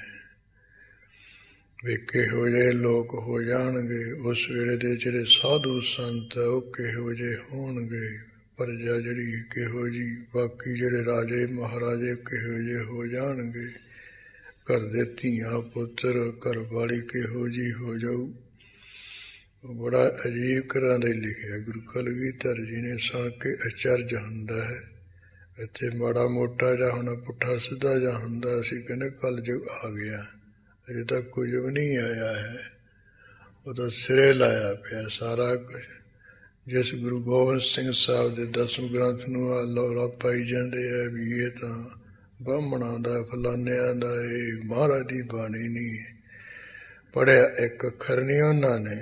ਜੇ ਕਦੇ ਪੜ੍ਹ ਲੈਣ ਤੇ ਫਿਰ ਉਹਨਾਂ ਨੂੰ ਗਿਆਨ ਹਾਸਲ ਹੋ ਜਾਏ ਵੀ ਕਿੰਨਾ ਕੁਛ ਗੁਰੂ ਕਲਗੀਧਰ ਜੀ ਨੇ ਲਿਖ ਦਿੱਤਾ ਹੈ। ਭਾਗਵਤ ਪੁਰਾਣ ਪੜ੍ਹੋ, ਉਹਦੇ ਵਿੱਚ ਨਹਿ ਕਲੰਕ ਦੀ ਕਥਾ ਤਾਂ ਹੈਗੀ ਹੈ, ਪਰ ਥੋੜ੍ਹੀ ਹੈ। ਨਹਿ ਕਲੰਕ ਨੂੰ ਕਿਹਨੇ ਮਾਰਨਾ ਹੈ, ਉੱਥੇ ਨਹੀਂ ਉਹ ਸਾਰਾ। ਫਿਰ ਉਹ ਜਿਹੜਾ ਅੱਗੇ ਹੈ ਉਹਨੂੰ ਕਿਹਨੇ ਮਾਰਨਾ ਹੈ, ਉਹ ਨਹੀਂ ਹੈਗਾ। ਤੇ ਗੁਰੂ ਮਹਾਰਾਜ ਨੇ ਨਹਿ ਕਲੰਕ ਨੂੰ ਮਾਰਨ ਵਾਲੇ ਦਾ ਵੀ ਨਾਂ ਲਿਖਿਆ ਵੀ ਮਾਂ ਮਹਿੰਦੀ ਹੋਊਗਾ, ਇੱਕ ਮੁਸਲਮਾਨਾਂ ਦਾ ਹੋ। ਜਦੋਂ ਇਹਨੂੰ ਹੰਕਾਰ ਹੋ ਜਾਊਗਾ ਕਿ ਮੇਰੇ ਵਰਗਾ ਕੌਣ ਹੈ, ਕਿਉਂਕਿ ਹਰ ਇੱਕ ਨੂੰ ਦੁਸ਼ਟਾਂ ਨੂੰ ਨਾਸ਼ ਕਰਕੇ, ਧਰਮ ਦਾ ਪ੍ਰਕਾਸ਼ ਕਰਕੇ ਅਖੀਰਤਾਂ 'ਚ ਬੰਦੇ ਬਹਾਦਰ ਨੂੰ ਹੋ ਹੀ ਗਿਆ ਸੀ ਨਾ ਵੀ ਮੈਂ ਹੀ ਹੈ। ਇਹ ਲੋ ਮੈਂ ਚਾਰੇ ਸਾਹਿਬਜ਼ਾਦਿਆਂ ਦਾ ਬੈਰ ਲੈਤਾ, ਟਟ ਖੜਕਾਤੀ, ਇਸ ਕਰਕੇ ਮੈਂ ਮਹਾਨ ਹਾਂ। ਐਵੇਂ ਇਹਨੂੰ ਹੰਕਾਰ ਹੋ ਗਿਆ ਅੱਗੇ ਅਖੀਰ ਤੇ ਆ ਕੇ। ਤੇ ਜਿਹੜਾ ਇਹਨੂੰ ਹੰਕਾਰ ਹੋ ਗਿਆ ਉਹ ਪਰਮੇਸ਼ਰ ਨੂੰ ਨਹੀਂ ਪਾਉਂਦਾ ਹੈ। ਫਿਰ ਮੁਸਲਮਾਨਾਂ ਵਿੱਚੋਂ ਇੱਕ ਮਾਂ ਮਹਿੰਦੀ ਪੀਰ ਹੋ ਜਾਊਗਾ ਪੈਦਾ, ਉਹ ਇਹਦੇ ਨਹਿ ਕਲੰਕਾਂ ਸਾਨੂੰ ਇੱਥੋਂ ਚੁੱਕ ਦੂ, ਮਾਰ ਦਊਗਾ। ਫਿਰ ਉਹ ਜਿਹੜਾ ਮਾਂ ਮਹਿੰਦੀ ਪੀਰ ਹੈ ਉਹਦੇ ਮਨ ਵਿੱਚ ਹੰਕਾਰ ਹੋ ਜੀ, ਮੈਂ ਨਹਿ ਕਲੰਕ ਨੂੰ ਮਾਰਤਾ, ਮੇਰੇ ਵਰਗਾ ਕਿਹੜਾ ਬਲੀ ਹੈ। ਤੇ ਪਰਮੇਸ਼ਰ ਨੇ ਉਹ ਚੀਜ਼ ਵੀ ਕਲਾ ਕਰਨੀ ਹੈ ਵੀ ਉਹ ਇੱਕ ਪੈ ਦੇ ਉਹਦੇ ਕੰਨ ਦੇ ਵਿੱਚ ਕੰਨ ਖਜੂਰਾ ਜਿਹਾ ਵੜ ਜਾਊਗਾ। ਉਹ ਕੰਨ ਖਜੂਰੇ ਨੇ ਅੰਦਰ ਵੜ ਕੇ ਨਾ ਤੇ ਬਸ ਮਾਮੇ ਦੀ ਉਹਨਾਂ ਦਾ ਭੋਗ ਪਾ ਦੇਣਾ, ਉਹਨੂੰ ਮਾਰ ਦੇਣਾ ਕੰਨ ਖਜੂਰੇ ਨੇ। ਬਸ ਇਸ ਤੇ ਉਹਦੇ ਮਰਨ ਨਾਲ ਅੱਗੇ ਕਹਿੰਦੇ ਕਲਯੁਗ ਦਾ ਸਮਾਂ ਸਮਾਪਤ, ਫਿਰ ਉਹ ਸਤਯੁਗ ਦਾ ਸਮਾਂ ਪ੍ਰਾਰੰਭ ਹੋ ਜਾਏਗਾ। ਐਸਾ ਕੁਛ ਗੁਰੂ ਕਲਗੀਧਰ ਜੀ ਨੇ ਸਾਰਾ ਕੁਛ ਲਿਖਿਆ ਉਹਦੇ ਵਿੱਚ, ਕਲਯੁਗ ਦਾ ਵੀ ਸਾਰਾ ਕੁਛ ਕਥਨ ਹੈ ਵੀ ਇਹ ਆ ਪਾਪੜ ਬੇਲੂਗਾ, ਇਹੋ ਜਿਹੇ ਪੁੱਠੇ ਸਿੱਧੇ ਕੰਮ ਕਰਾਊਗਾ ਇਹ। ਤੇ ਇੱਥੇ ਭਾਈ ਬਾਲਾ ਜੀ ਕਹਿੰਦੇ ਇਹ ਗੁਰੂ ਅੰਗਦ ਸਾਹਿਬ ਜੀ ਕਲਯੁਗ ਨੇ ਬਿਨਾਂ ਸਮੇਂ ਤੋਂ ਆਪਣਾ ਜ਼ੋਰ ਪਾ ਲਿਆ, ਬਲ ਪਾ ਲਿਆ। ਲੋਕਾਂ ਦੀ ਭੂਤਨੀ ਭੁਲਾਤੀ, ਬਿਨਾਂ ਸਮੇਂ ਤੋਂ ਹੀ ਮੱਤ ਮਾਰਤੀ, ਭੈੜੇ ਕਰਤਾ ਪਾਪ ਕਰਨ ਲਾਤੇ ਨੇ। ਅਕਾਲ ਦੇ ਥਾਂ ਇਸੇ ਤਰ੍ਹਾਂ ਪਹਿਲੇ ਜਿਹੜੇ ਕੋਈ ਇਹ ਪੁਸਤਕ ਸੀ ਲਿਖਤੀ ਰੂਪ ਵਿੱਚ, ਉਹਨਾਂ ਵਿੱਚ ਪਾਠ ਕਾਲ ਵੀ ਆਇਆ ਹੈ। ਸੰਪਰਦਾ ਵਿੱਚ ਇਸ ਨੂੰ ਸ਼ੁੱਧਤਾ ਦਿੱਤੀ ਜਾਂਦੀ, ਮੁੱਖ ਪਾਠ ਕਾਲ ਪ੍ਰਜੋਰਾ। ਵੀ ਕਲਯੁਗ ਦੇ ਸਮੇਂ ਨੇ ਵਿਸ਼ੇਸ਼ ਕਰਕੇ ਜ਼ੋਰ ਪਾ ਲਿਆ ਹੈ। ਇੱਥੇ ਤਾਂ ਅਕਾਲ ਵੀ ਬਿਨਾਂ ਸਮੇਂ ਤੋਂ ਪੁਰਸ਼ ਵੀ ਕਲਯੁਗ ਦੇ ਸਮੇਂ ਨੇ ਬੜਾ ਭਾਰੀ ਬਲ ਪਾ ਲਿਆ, ਸਿੱਧਾ ਅਰਥ ਸਪਸ਼ਟ ਹੈ। ਪ੍ਰਗਟ ਭਏ ਅਗ ਓਗ ਪ੍ਰਘੋਰਾ। ਜਿਸ ਕਰਕੇ ਕਹਿੰਦੇ ਕਲਯੁਗ ਦੇ ਸਮੇਂ ਨੇ ਜਦੋਂ ਬਲ ਪਾਇਆ, ਹਰ ਪਾਸੇ ਕਹਿੰਦੇ ਜਿਹੜੇ ਭਿਆਨਕ ਪਾਪ ਹੀ ਪਾਪ ਕਹਿੰਦੇ ਪ੍ਰਗਟ ਹੋ ਗਏ, ਹਰ ਪਾਸੇ ਪਾਪ ਹੀ ਹੋਣ ਲੱਗ ਪਏ ਹਨ। ਆਦਿ ਦੁਕਾਲ ਹੋਤ ਉਤਪਾਤਾ। ਜਿਵੇਂ ਕਾਲ ਪੈ ਜਾਣਾ, ਬਾਰਿਸ਼ ਨਾ ਪੈਣੀ ਤੇ ਉਹਦੇ ਨਾਲ ਸਾਰਾ ਕੁਝ ਹੀ ਖੇਤੀ ਖੂਤੀ ਖੜੀ ਖੜਾਈ ਨਾਸ ਹੋ ਜਾਣੀ, ਅੰਨ ਨਾ ਹੋਣਾ, ਇਹ ਕਾਲ ਹੋਣਾ, ਜਾਂ ਅੱਗ ਲੱਗ ਜਾਣੀ, ਬਾਰਿਸ਼ ਪੈ ਕੇ ਸਭ ਕੁਝ ਹੀ ਹੜ ਹੁੜ ਆ ਜਾਣੇ ਤੇ ਜਿਹੜਾ ਕੁਝ ਹੈ ਲੋਕਾਂ ਦਾ ਰੁੜ ਜਾਣਾ, ਖਰਾਬ ਹੋ ਜਾਣਾ। ਉਹਨੂੰ ਕਹਿੰਦੇ ਦੁਕਾਲ, ਮਾੜਾ ਸਮਾਂ, ਖੋਟਾ ਸਮਾਂ। ਵੀ ਜਿਵੇਂ ਆ ਟਿੱਡੀ ਦਲ ਆ ਜਾਂਦਾ, ਆਣ ਊਣ ਆ ਜਾਂਦੀ ਸੀ, ਮਾਤਰ ਦੇਖਦੇ ਰਹਿੰਦੇ ਇੱਥੇ, ਫਿਰ ਪੀਪੇ ਲੈ ਕੇ ਖੜਕਾਉਂਦੇ ਹੁੰਦੇ ਸੀ ਤੇ ਉਹ ਫੇਰ ਵੀ ਕੁਝ ਨਾ ਕੁਝ ਕਰ ਹੀ ਜਾਂਦੀਆਂ ਸੀ, ਨੁਕਸਾਨ ਇੱਥੇ ਰਹਿ ਜਾਂਦੀਆਂ ਸੀ ਰਾਤ ਨੂੰ। ਇਸ ਤਰ੍ਹਾਂ ਕਹਿੰਦੇ ਜਿਹੜਾ ਦੁਕਾਲ ਮਾੜਾ ਸਮਾਂ, ਇਸ ਤੋਂ ਬਾਅਦ ਲੈ ਕੇ ਉਪਦਰਵ ਹੋਣ ਲੱਗ ਪਏ ਹਨ। ਭਇਓ ਮਲੇਸ਼ ਰਾਜ ਬਖਿਆਤਾ। ਪ੍ਰਗਟੀ ਕਹਿੰਦੇ ਜਿਹੜਾ ਮਲੇਸ਼ਾਂ ਦਾ ਰਾਜ ਹੋ ਗਿਆ, ਜਿੰਨੇ ਲੋਕ ਰਾਜ ਭਾਗ ਕਰਨ ਵਾਲੇ ਸਾਰੇ ਮੈਲਿਆਂ ਮਨ ਵਾਲੇ, ਮੈਲੀਆਂ ਇੱਛਾ ਵਾਲੇ ਹੈ। ਅੱਜ ਕੱਲ ਲੁੱਟੂ ਇਕੱਠੇ ਹੋਏ ਪਏ ਹਰ ਪਾਸੇ, ਆ ਲੀਡਰ ਪੰਥ ਮੁਹੰਮਦ ਵੱਢਤ ਅਪਾਰਾ। ਇਸੇ ਤਰ੍ਹਾਂ ਜਿਹੜਾ ਮੁਹੰਮਦ ਸਾਹਿਬ ਪੈਗੰਬਰ ਦਾ ਪੰਥ ਹੈ, ਇਹ ਬੜਾ ਵੱਧ ਫੁੱਲ ਰਿਹਾ ਹਰ ਪਾਸੇ। ਅੱਲਾਹੂ ਅਕਬਰ ਵਾਲੇ ਜ਼ਿਆਦਾ ਹੋ ਰਹੇ ਹਨ। ਕਲ ਮਲ ਮਹਿ ਮਤਹੀਨ ਵਿਚਾਰਾ। ਜਿਹੜਾ ਕਲਯੁਗ ਹੈ ਪਾਪ ਰੂਪ ਹੈ, ਜਿੰਨੇ ਲੋਕ ਬੁੱਧੀ ਤੋਂ ਹੀਣੇ, ਵਿਚਾਰ ਤੋਂ ਰਹਿਤ ਹਨ। ਨਾ ਕਿਸੇ ਨੂੰ ਕੋਈ ਅਕਲਮਤ ਹੈ, ਨਾ ਕਿਸੇ ਦੇ ਅੰਦਰ ਸ੍ਰੇਸ਼ਟ ਵਿਚਾਰ ਹੈ, ਸਾਰੇ ਪਾਪ ਰੂਪ ਹੋ ਰਹੇ, ਪਾਪੀ ਬਣ ਰਹੇ ਆ ਸਰੀਰ ਕਰਕੇ। ਕੋ ਗਰੀਬ ਕੋ ਹਤ ਹੈ ਕੁਸਾਲੀ। ਇਹੋ ਜਿਹੇ ਪਾਪੀ ਬਣ ਰਿਹਾ ਲੋਕ ਬੁੱਧੀ ਤੇ ਹੁਣ ਵਿਚਾਰ ਤੋਂ। ਗਊ ਹੋਵੇ, ਗਰੀਬ ਹੋਵੇ, ਉਹਨੂੰ ਕਹਿੰਦੇ ਮਾਰ ਕੇ ਬੜੇ ਕੁਸਾਲੀ ਕੇ ਖੁਸ਼ ਹੁੰਦੇ ਹਨ ਵੀ ਅੱਜ ਅਸੀਂ ਇੰਨੀਆਂ ਗਊਆਂ ਮਾਰਤੀਆਂ, ਇੰਨੇ ਗਰੀਬਾਂ ਨੂੰ ਮਾਰ ਸੁੱਟਿਆ। ਜਿਵੇਂ ਔਰੰਗਜ਼ੇਬ ਸਵਾ ਮੰਜੂ ਲਾ ਕੇ ਖੁਸ਼ ਹੁੰਦਾ ਸੀ, ਅਫਗਨ ਸ਼ੇਰ ਉਹ ਲਾ ਕੇ ਖੁਸ਼ ਹੁੰਦਾ ਸੀ, ਮੰਦਰ ਮਸੀਤਾਂ ਢਾਹ ਕੇ ਖੁਸ਼ ਹੁੰਦਾ ਸੀ। ਉਹ ਕਹਿੰਦੇ ਉਹ ਜਿਹੜੇ ਰਾਜੇ ਲੋਕ ਹੈ, ਉਹਨਾਂ ਦੇ ਨਾਲ ਦੇ ਸਾਥੀ ਹੈ, ਬੁੱਧੀ ਤੇ ਹੀਣੇ ਗਰੀਬਾਂ ਨੂੰ, ਗਊਆਂ ਨੂੰ ਮਾਰ ਕੇ ਬੜੇ ਖੁਸ਼ ਹੁੰਦੇ ਸਨ। ਇਹ ਕੁਸਾਲੀ ਨਾਲ ਖੁਸ਼ ਹੁੰਦੇ ਸੀ। ਇਹ ਸੰਪਰਦਾ ਦਾ ਮੁੱਖ ਅਰਥ ਹੈ। ਦੂਜਾ ਜਿਹੜਾ ਕੁਸਾਲੀ ਅਨਿਆਂ ਤੋਂ ਬਗੈਰ ਹੀ ਇਨਸਾਫ ਨਹੀਂ ਹੈ। ਅਨਿਆਏ ਕਹਿੰਦੇ ਕੋ ਗਰੀਬ ਨੂੰ ਮਾਰ ਦਿੰਦੇ ਸਨ। ਕਲ ਕੇ ਕਾਲਹਿ ਕੀਨ ਕੁਚਾਲੀ। ਕਲਯੁਗ ਦੇ ਸਮੇਂ ਨੇ ਕਹਿੰਦੇ ਛੋਟੀ ਚਾਲ ਸ਼ੁਰੂ ਕਰ ਦਿੱਤੀ ਹੈ, ਪੁੱਠੀ ਚਾਲ ਸ਼ੁਰੂ ਕਰ ਦਿੱਤੀ ਹੈ। ਨਿਰਪਤ ਭਏ ਮਤ ਮੰਦ ਮਲੀਨਾ। ਗੁਰੂ ਨਾਨਕ ਸਾਹਿਬ ਜੀ ਅਜੇ ਸੰਸਾਰ ਤੇ ਨਹੀਂ ਆਏ ਸੀ, ਉਸ ਤੋਂ ਪਹਿਲਾਂ ਦੇ ਸਮੇਂ ਵਿੱਚ ਜਿੰਨੇ ਰਾਜੇ ਸੀ ਉਹ ਸਾਰੇ ਕਹਿੰਦੇ ਭੈੜੀ ਮਤ ਵਾਲੇ ਤੇ ਮਲੀਨ ਮੈਲੇ ਹੋ ਗਏ ਸਨ। ਜਨ ਸ਼ੁਭ ਕਰਮ ਖੋਸ ਕਿਸ ਲੀਨਾ। ਉਹ ਰਾਜਿਆਂ ਤੋਂ ਜਿਹੜਾ ਕੋਈ ਚੰਗਾ ਕਰਮ ਕਰਨਾ, ਇਹ ਤਾਂ ਕਿਸੇ ਨੇ ਖੋਈ ਖਿੰਝ ਲਿਆ ਸੀ, ਲੁੱਟੀ ਲਿਆ ਸੀ। ਰਾਜੇ ਮਹਾਰਾਜੇ ਕੋਈ ਚੰਗਾ ਕੰਮ ਕਰਦੇ ਹੀ ਨਹੀਂ ਸਨ। ਮੰਤਰੀ ਲੋਲਪ ਬੇਸਿਆ ਗਾਮੀ। ਉਹਨਾਂ ਦੇ ਰਾਜਿਆਂ ਦੇ ਜਿਹੜੇ ਕੋਈ ਮੰਤਰੀ ਸੀ, ਵਜ਼ੀਰ ਸਨ, ਉਹ ਲੋਲਪ ਬਣ ਗਏ, ਵਿਸ਼ਿਆਂ ਨੂੰ ਭੋਗਣ ਵਾਲੇ ਵਿਸ਼ਿਆਂ ਵਿੱਚ ਲੰਪਟ ਹੋ ਗਏ ਤੇ ਪੇਸ਼ਿਆਗਾਮੀ ਕੰਜਰੀਆਂ ਨਾਲ ਖੇ ਖਾਣ ਲੱਗ ਪਏ। ਦੁਰਾਚਾਰ ਕਰਹੀ ਮਨ ਬਾਮੇ। ਭੈੜੇ ਕਰਤਾ ਭੈੜੇ ਕੰਮ ਕਰਦੇ ਐ ਤੇ ਮਨ ਬਾਮੀ ਟੇਢੇ ਮਨ ਵਾਲੇ। ਸਾਰਿਆਂ ਦੇ ਮਨ ਕੋਈ ਪਰਮੇਸ਼ਰ ਵੱਲ ਨਹੀਂ ਲੱਗੇ, ਪੁੱਠੇ ਪਾਸੇ ਸਭ ਦੇ ਮਨ ਲੱਗੇ ਹੋਏ ਹਨ। ਦੋਹਰਾ ਦੁਰਮਤ ਦੁਸ਼ਟ ਦਰੋਦਰੀ। ਜਿਹੜੀ ਖੋਟੀ ਬਦਲ ਹੈ ਤੇ ਦੁਸ਼ਟਤਾਈ ਹੈ ਤੇ ਇਸੇ ਤਰ੍ਹਾਂ ਜਿਹੜੀ ਦਰੋਦਰੀ ਹੈ, ਚੁਗਲੀ ਵਕੀਲੀ ਹੈ, ਜਾਂ ਦਰੋਦਰੀ ਜਿਹੜੀ ਕੋਈ ਦਰਦਰਤਾਈ ਆਲਸਤਾਈ ਹੈ। ਦੋ ਕ੍ਰਿਤ ਦੁਖਤ ਕਲੇਸ਼, ਹੋਰ ਜਿਹੜੇ ਦੁਕਰਤ ਖੋਟੀ ਕਰਤ ਜਾਣੀ ਪਾਪ, ਕਿਸੇ ਨੂੰ ਦੁਖਾਉਣਾ ਦੁਖੀ ਕਰਨਾ ਤੇ ਕਲੇਸ਼ ਝਗੜੇ ਝਾਂਜੇ ਕਰਨੇ, ਬਿਨਾਂ ਮਤਲਬ ਤੋਂ ਐਵੇਂ ਹੀ ਰਗੜਾ ਝਗੜਾ ਕਰਨਾ, ਡਾਂਗ ਡਗੂਸਾ ਕਰਨਾ, ਲੜਨਾ ਭਿੜਨਾ। ਸੂਨ ਸਿੰਘ ਕਾ ਸਰਸ ਸੋ, ਇਹ ਸਾਰੇ ਕਹਿੰਦੇ ਜਿਵੇਂ ਸਿੰਘ ਕਾ ਰਾਖਸ਼ੀ ਦਾ ਪੁੱਤਰ ਸੀ ਨਾ ਰਾਹੂ, ਉਹਦੇ ਤੁਲ ਹੋ ਗਏ।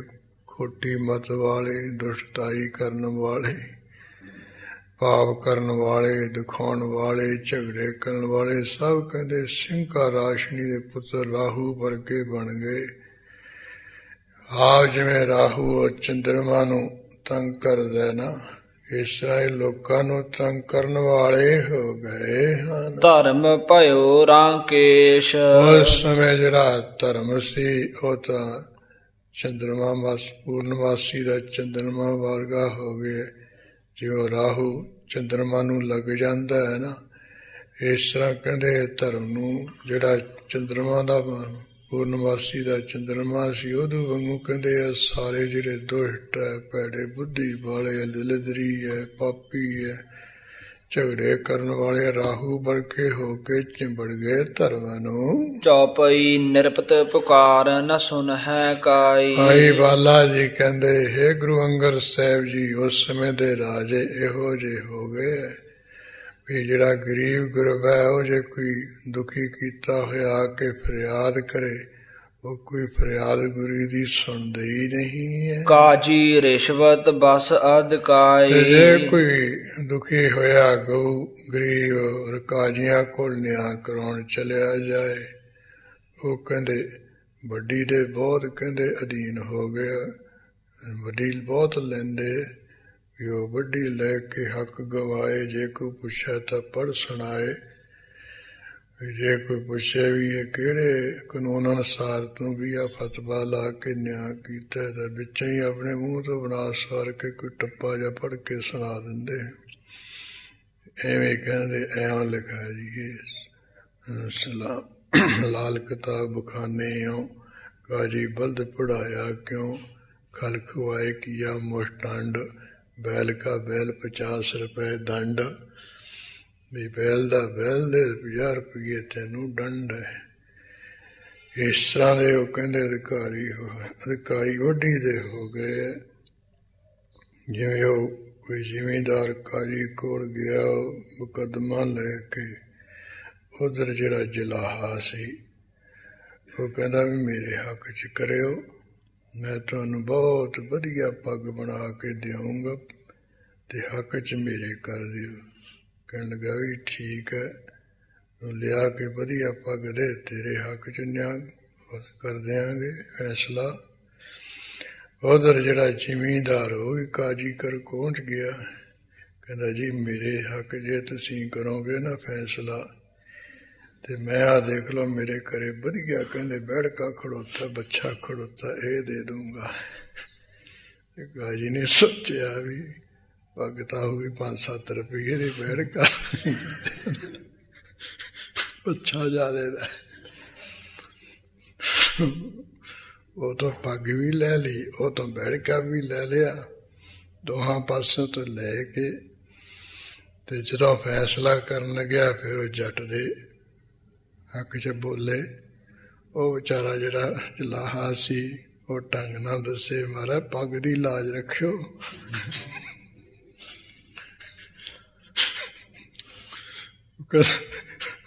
ਤੇਰੀ ਪੱਗ ਨੂੰ ਕਹਿੰਦਾ ਜੱਟ ਦਾ ਬੈਠਕਾ ਖਾ। ਇਸ ਤਰ੍ਹਾਂ ਮਹਾਰਾਜ ਜਿਹੜੇ ਕਾਜੀ ਲੋਕ ਪਾਸੋਂ ਜਿੱਧਰ ਵੱਧ ਮਿਲ ਗਿਆ ਉਧਰਲਾ ਫੈਸਲਾ ਉਧਰਲਾ ਦੇ ਦਿੰਦੇ ਸੀ। ਇੱਥੇ ਮੇਰੇ ਹੁੰਦੇ ਵੀ ਇੱਕ ਇੱਥੇ ਕੋਈ ਸਾਧੂ ਸੀ, ਉਹਦੀ ਭੈਣ, ਉਹ ਵਿਚਾਰੀ ਇੱਧਰ ਉੱਧਰ ਕਰਤੀ ਸੀ। ਜੋ ਕਿਤੇ ਆਪਣੇ ਇੱਥੇ ਪਿੰਡ ਦਾ ਇੱਕ ਹੈਗਾ, ਤੇ ਉਹ ਮੇਰੇ ਕੋਲ ਆ ਗਏ, ਉਹਨੂੰ ਕਹੋ ਸੁਣੋ। ਮੈਂ ਕਿਹਾ ਵੀ ਚਲੋ ਉਹ ਗੱਲ ਉਹਦੇ ਤੱਕ ਪਹੁੰਚਾਈ, ਉਧਰੋਂ ਉਹਨੂੰ ਛਕੇ ਛਕਾਏ ਜੀ ਗੱਫੇ। ਉਹਨੇ ਆਖਿਆ ਵੀ ਹੁਣ ਇੱਧਰ ਗਿਆਨੀ ਜੀ ਨੇ ਵੀ ਕਿਹਾ ਤੇ ਗੱਲ ਤਾਂ ਠੀਕ ਹੀ ਹੈ। ਤੇ ਹੁਣ ਉਧਰੋਂ ਪੈਸੇ ਖਾਦੇ, ਜਦੋਂ ਖਾਦੇ ਤੇ ਉਧਰ ਹੀ ਕਰਨਾ ਨਾ ਫੈਸਲਾ, ਇਹ ਨਾ ਗੁੱਸੇ ਹੋ ਜਾਣਾ। ਤੇ ਫਿਰ ਵਿੱਚ ਵਿਚਾਲੇ ਉਹ ਖੂਹ ਚ ਇੱਟ ਸਿੱਟਤੀ ਉਹਨੇ। ਉਹ ਖੂਹ ਕੇ ਹੇਠ ਚਲੇ ਕਹਿੰਦੇ ਵੀ ਉਹ 2 ਅੱਖਰ ਲਿਖ ਦਿੱਤੇ, ਕਹਿੰਦਾ ਡਿਸਮਿਸ। ਉਹ ਵਕੀਲ ਕਹਿੰਦਾ ਵੀ ਇਹਦਾ ਮਤਲਬ ਇਹ, ਕਹਿੰਦਾ ਮੇਰੇ ਕੋਲੋਂ ਮੁਕੱਦਮਾ ਖਾਰਜ, ਹੁਣ ਤੁਸੀਂ ਮੁੜ ਤੋਂ ਕਿਸੇ ਹੋਰ ਕੋਲੇ ਜਾਓ। ਵੀ ਉਹ ਪੈਸੇ ਛਕ ਲਏ, ਉਹ ਉਦੋਂ ਲਏ ਸੀ। ਉਹ ਵਿਚਾਰੀ ਭੈਣ ਰੁਲਦੀ ਫਿਰਦੀ ਹੈ, ਉਹ ਵਿਚਾਰਾ ਸਾਧੂ ਕਹਿੰਦਾ ਵੀ ਹੁਣ ਕੀ ਕਰੀਏ। ਮੈਂ ਇਹ ਜਿਹੀ ਲਾਣਾ ਇੱਥੇ ਉਹ ਛਕ ਲਏ ਉਹਨੇ, ਜਿਹਨੇ ਉਹਨੂੰ 2 ਕਿੱਲੇ ਮਿਲੇ ਉਹ ਉਧਰ ਲਾਈ ਜਾਂਦਾ। ਉਹ ਭੈਣ ਨੂੰ ਕੀ ਸਮਝਦਾ, ਉਹਨੂੰ ਡੱਜ ਨੂੰ ਮਿਲ ਗਏ। ਉਹ ਕਹਿੰਦਾ ਆਪਾਂ ਨੂੰ ਕੀ ਲੈਣਾ, ਭੈਣ ਮਰੇ ਖਪੇ। ਇਹ ਆ ਵੀ ਅੱਜ ਵੀ ਹਾਲ ਇਹੀ ਉਸ ਵੇਲੇ ਕਾਜੀ ਸੀ, ਹੁਣ ਅੱਜ ਹੈਗੇ। ਇਹ ਵੀ ਲੈ ਦੇ ਕੇ ਐਸਾ ਕੁਛ ਕਰਾਈ ਜਾਂਦੇ ਆ। ਇਸ ਕਰਕੇ ਭਾਈ ਬਾਲਾ ਜੀ ਕਹਿੰਦੇ, ਹੈ ਗੁਰੂ ਅੰਗਦ ਸਾਹਿਬ ਜੀ, ਗੁਰੂ ਨਾਨਕ ਸਾਹਿਬ ਜੀ ਦੇ ਆਉਣ ਤੋਂ ਪਹਿਲਾਂ ਜਿਹੜੇ ਕਾਜੀ ਲੋਕ, ਨਿਆਂ ਕਰਨ ਵਾਲੇ, ਫਤਵੇ ਲਾਉਣ ਵਾਲੇ ਸੀ, ਇਹ ਵੱਡੀ ਦੇ ਬੜੇ ਅਧੀਨ ਸੀ। ਵੱਡੀ ਲੈ ਕੇ ਹੱਕ ਗਵਾਏ ਕਰਦੇ ਸਨ, ਝੂਠੇ ਕੋ ਸਾਚਾ ਕਰ ਦੇ। ਰਿਸ਼ਵਤ ਲੈ ਕੇ, ਵੱਡੀ ਲੈ ਕੇ ਜਿਹੜਾ ਸੱਚਾ ਸੀ ਉਹਨੂੰ ਤਾਂ ਝੂਠਾ ਕਰ ਦਿੰਦੇ ਸਨ। ਸਤ ਨਿਆਓ ਕੋ ਨਾਉ ਨ ਲਈ, ਜਿਹੜਾ ਸਹੀ ਇਨਸਾਫ ਉਹਦਾ ਤਾਂ ਨਾਂ ਲੈਂਦੇ ਹੀ ਨਹੀਂ ਸੀ। ਉਹ ਕਹਿੰਦੇ ਵੀ ਤੇਰਾ ਹੀ ਕਸੂਰ ਹੈ, ਤੂੰ ਵੀ ਆ ਸਾਡੇ ਕਾਜੀ ਦੇ ਨਾਲ ਬਲਦ ਕਿਉਂ ਪੜਾਇਆ ਜੱਟਾ, ਖਲ ਖਵਾ ਕੇ ਮਟੰਡਾ ਬਣਾ ਤੇ ਰੁਪਈਏ 50 ਨਾਲੇ ਇਹਦੇ ਵਿੱਚ ਹੋਈ ਬੰਦਦੇ। ਉਹ ਕਹਿੰਦੇ ਸੱਚੇ ਨਿਆਂ ਦਾ ਇਨਸਾਫ ਨਹੀਂ ਲੈਂਦੇ ਸਨ।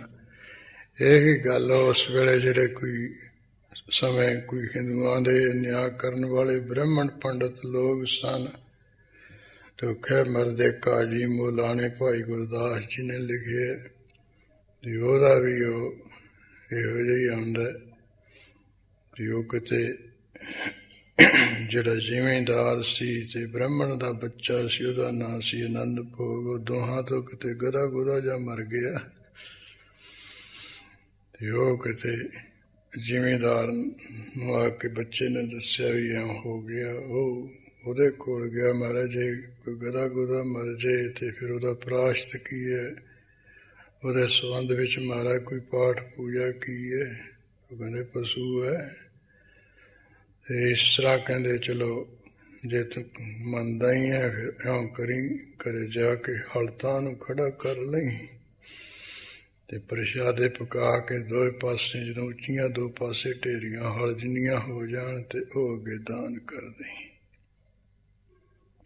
ਉਹ ਕਹਿੰਦਾ ਮਹਾਰਾਜ ਤੁਹਾਡਾ ਵੀ ਲੜਕਾ ਆਨੰਦ ਭੋਗ ਸੀ ਨਾਲ ਮਰਾਉਣ ਚ। ਕਹਿੰਦਾ ਫੇਰ ਸੁਣ ਥੋੜਾ ਜਿਹਾ, ਫੇਰ ਮੈਂ ਵਿਚਾਰਦਾ। ਕਹਿੰਦਾ ਫਿਰ ਟੱਪਾ ਜਿਹਾ ਬਣਾ ਕੇ ਕਹਿੰਦਾ ਜਿੱਥੇ ਸਾਡਾ ਆਨੰਦ ਭੋਗ ਉੱਥੇ ਗਧੇ ਮਰੇ ਦਾ ਨਹੀਂ ਸੋਗ।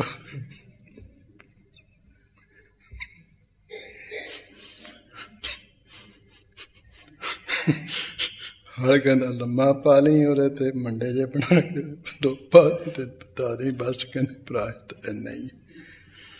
ਸੋ ਇਸ ਤਰ੍ਹਾਂ ਕਹਿੰਦੇ ਉਸ ਸਮੇਂ ਦੇ ਜਿਹੜੇ ਕਾਜੀ ਤੇ ਜਿਹੜੇ ਦੂਜੇ ਹਿੰਦੂਆਂ ਦੇ ਨਿਆਂ ਕਰਨ ਵਾਲੇ ਬ੍ਰਾਹਮਣ ਇਹ ਵੀ ਇਹੋ ਜਿਹੇ ਹੋ ਰਹੇ ਸਨ। ਜਹ ਤਹ ਚੱਲੀ ਮਲੇਸ਼ਨ ਭਾਖਾ, ਜਿੱਥੇ ਕਿੱਥੇ ਕਹਿੰਦੇ ਜਿਹੜੀ ਮਲੇਸ਼ਾਂ ਦੀ ਭਾਖਾ ਹੈ, ਅਰਬੀ ਫਾਰਸੀ ਬੋਲਦੇ ਪੜ ਰਹੇ। ਨਿਜ ਨਿਜ ਧਰਮ ਨਰਨ ਸਭ ਨਾਖਾ, ਕਿੰਨੇ ਉਸ ਸਮੇਂ ਦੇ ਹਿੰਦੂ ਲੋਕ ਉਹਨਾਂ ਨੇ ਆਪੋ ਆਪਣਾ ਜਿਹੜਾ ਧਰਮ ਹੈ ਉਹਨੂੰ ਛੱਡ ਦਿੱਤਾ ਹੈ। ਪੁੰਨਹੀਨ ਤਨ ਪਾਪਨ ਪੀਨਾ, ਸਾਰੇ ਉਸ ਸਮੇਂ ਦੇ ਲੋਕ ਪਾਪਾਂ ਤੋਂ ਰਹਿਤ ਸੀ ਵਾਲ ਹੋਏ ਤੇ ਪਾਪਾਂ ਕਰਕੇ ਬੜੇ ਤਕੜੇ ਭਾਰੇ ਬਣ ਗਏ, ਪਾਪੀ ਬਣ ਗਏ ਸਰੀਰ। ਦਰਬ ਖਸੋਟੈ ਦੇਖਤ ਦੀਨਾ, ਗਰੀਬ ਦੇਖ ਕੇ ਉਹਦਾ ਜਿਹੜਾ ਮੱਲੋ ਮੱਲੀ ਧਨ ਪਦਾਰਥ ਖੋ ਕੇ ਲੈਂਦੇ, ਲੁੱਟ ਲੈਂਦੇ।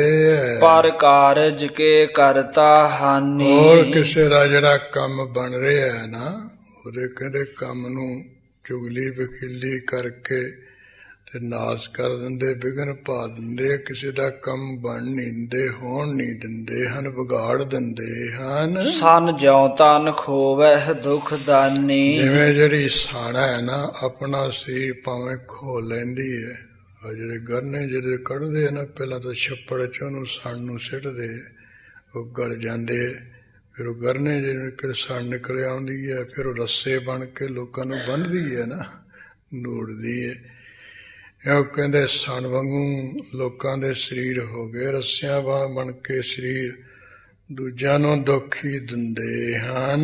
ਪਰ ਧਨ ਪਰ ਨਿੰਦਿਆ ਪਰ ਦਾਰਾ। ਪਰਾਇਆ ਧਨ ਚਰਾਉਣਾ, ਦੂਜਿਆਂ ਦੀ ਨਿੰਦਿਆ ਭੰਡੀ ਕਰਨੀ, ਪਰਾਈਆਂ ਇਸਤਰੀਆਂ ਦੇ ਨਾਲ ਬਦਫੈਲੀਆਂ ਕਰਨੀਆਂ। ਨਿਸ ਦਿਨ ਤਨ ਮਨ ਸੋ ਹਿਤ ਧਾਰਾ। ਇਹਨਾਂ ਨੇ ਨਾਲ ਦਿਨ ਰਾਤ ਹੀ ਸੀ ਕਰਕੇ ਤੇ ਮਨ ਦਾ ਸਭ ਦਾ ਪ੍ਰੇਮ ਧਾਰਿਆ। ਪ੍ਰੇਮ ਨਾਲ ਹੀ ਨਿੰਦਿਆ ਕਰਦੇ, ਪ੍ਰੇਮ ਨਾਲ ਹੀ ਦੂਜਿਆਂ ਦਾ ਧਨ ਚਰਾਉਂਦੇ, ਪਰਾਇਆ ਨਾਲ ਪਰਗਵਨ ਕਰਦੇ ਹਨ। ਦੋਹਰਾ ਜੰਗਮ ਬਹੁਰ ਸਰੇਵਰੇ। ਇਸੇ ਤਰ੍ਹਾਂ ਉਸ ਸਮੇਂ ਦੇ ਜਿਹੜੇ ਕੋਈ ਉਹ ਸ਼ਿਵਾਂ ਦੇ ਗੀਤ ਗਾਉਣ ਵਾਲੇ ਟੱਲੀਆਂ ਜੀਆਂ ਖੜਾ ਖੜਕਾ ਕੇ, ਉਹ ਵੀ ਤੇ ਹੋਰ ਜਿਹੜੇ ਕੋਈ ਸਰੇਵੜੇ ਜੈਨੀ ਹਨ। ਕਰਤ ਦਿਗੰਬਰ ਰਾਰ। ਹੋਰ ਜਿਹੜੇ ਦਿਗੰਬਰ ਨਾਗੇ ਹਨ, ਉਹ ਵੀ ਆਪੋ ਵਿੱਚ ਹੀ ਰਗੜਾ ਝਗੜਾ ਕਰਦੇ, ਲੜਾਈਆਂ ਕਰਦੇ, ਤਰਸੂਲੋ ਤਰਸੂਲੀ ਹੁੰਦੇ ਹਨ। ਖਟ ਦਰਸ਼ਨ ਹਰ ਨਾਮ ਬਿਨ।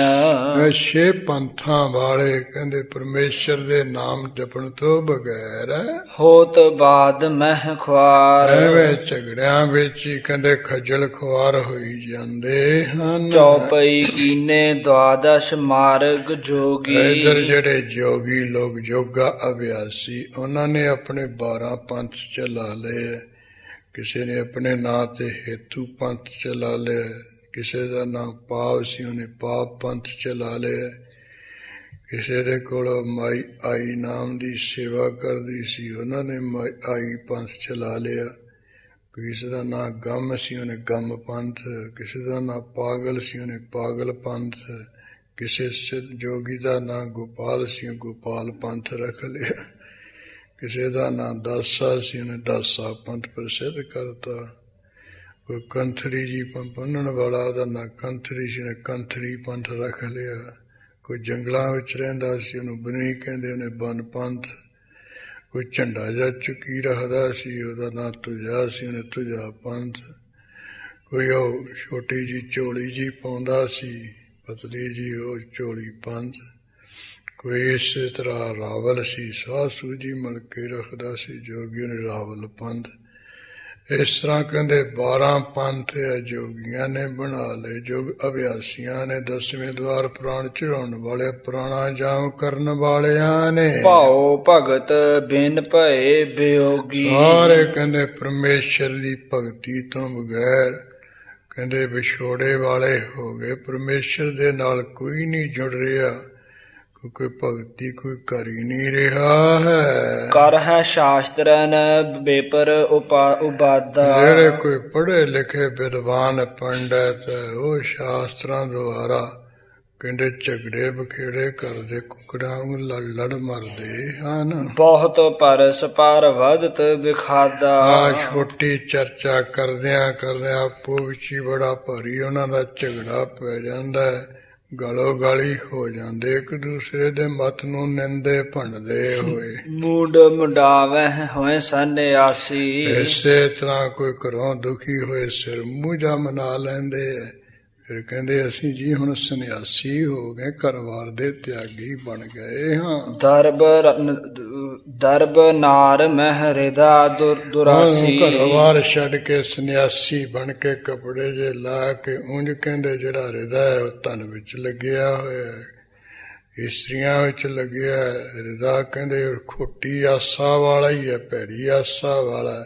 ਉਂਝ ਆਪਣੇ ਆਪ ਨੂੰ ਸੰਨਿਆਸੀ ਤਿਆਗੀ ਕਹਾਉਂਦੇ ਹਨ। ਭਏ ਅਤੀਤ ਕਹਾਏ ਬੈਰਾਗੀ। ਵੀ ਅਸੀਂ ਜੀ ਅਤੀਤ ਹੋ ਗਏ, ਬ੍ਰਤ ਹੋ ਗਏ, ਸੰਸਾਰ ਨਾਲ ਸਾਡਾ ਕੋਈ ਵਾਸਤਾ ਨਹੀਂ। ਅਸੀਂ ਤਾਂ ਹੁਣ ਵਿਰਾਗੀ ਹੋ ਗਏ, ਅਸੀਂ ਵਿਰਾਗੀਆਂ ਕਹਾਉਨੇ ਹਾਂ। ਗ੍ਰਸਤੀ ਤੇ ਵੱਧ ਮਨ ਦੋ ਲਾਗੀ। ਤੇ ਮਨ ਦੇ ਵਿੱਚ ਜਿਹੜੀ ਕੋਈ ਦੋ ਅਗਨੀ, ਉਹ ਕਹਿੰਦੇ ਗ੍ਰਸਤੀਆਂ ਨਾਲੋਂ ਵੱਧ ਲੱਗੀ ਹੈ। ਮਾਇਆ ਕਹਿੰਦੇ ਮਾਇਆ ਦੀ ਅਗ ਗ੍ਰਸਤੀਆਂ ਨਾਲੋਂ ਵੀ ਜ਼ਿਆਦਾ ਹੈ ਨਾ ਅੰਦਰ ਬਰਾਗੀਆਂ ਦੇ। ਪੰਡਤ ਪਹਿਰੂਆ ਕਰਹਿ ਸਤੇਈ। ਉਸ ਸਮੇਂ ਦੇ ਜਿਹੜੇ ਪੰਡਤ ਲੋਕ ਪੜ੍ਹੇ ਲਿਖੇ ਵਿਦਵਾਨ ਪਹਿਰੇਦਾਰ ਸੀ ਨਾ ਪਰਜਾ ਦੇ, ਉਹ ਕਹਿੰਦੇ ਚੋਰ ਬਣ ਗਏ, ਚੋਰੀਆਂ ਕਰਨ ਲੱਗ ਪਏ ਹਨ। ਜਿਹਦੇ ਘਰੇ ਬਰਨੀ ਕਰਦੇ ਉਹਦੇ ਘਰੋਂ ਚੁੱਕ ਲਿਆਉਂਦੇ ਸਭ ਕੁਛ। ਰਖਵਾਰੀ ਕੋ ਸਦਨ ਕਰੇ। ਦੱਸੋ ਕਹਿੰਦੇ ਰੱਖਾ ਹੁਣ ਰੱਖਾ ਤਾਂ ਪਹਿਰੇਦਾਰ ਨਹੀਂ ਕਰਨਾ ਤੇ ਘਰ ਦੀ ਰਖਵਾਲੀ ਕੌਣ ਕਰੇ। ਹੁਤੀ ਬਾਰ ਰਖਬਾਰ ਨਿਰਪਾਲਾ। ਬਾਕੀ ਜਿਹੜੇ ਉਸ ਸਮੇਂ ਦੇ ਰਾਜੇ ਸੀ ਉਹ ਪਰਜਾ ਦੀ ਬਾੜ ਸੀ, ਪਰਜਾ ਦੀ ਰੱਖਿਆ ਕਰਨ ਵਾਲੀ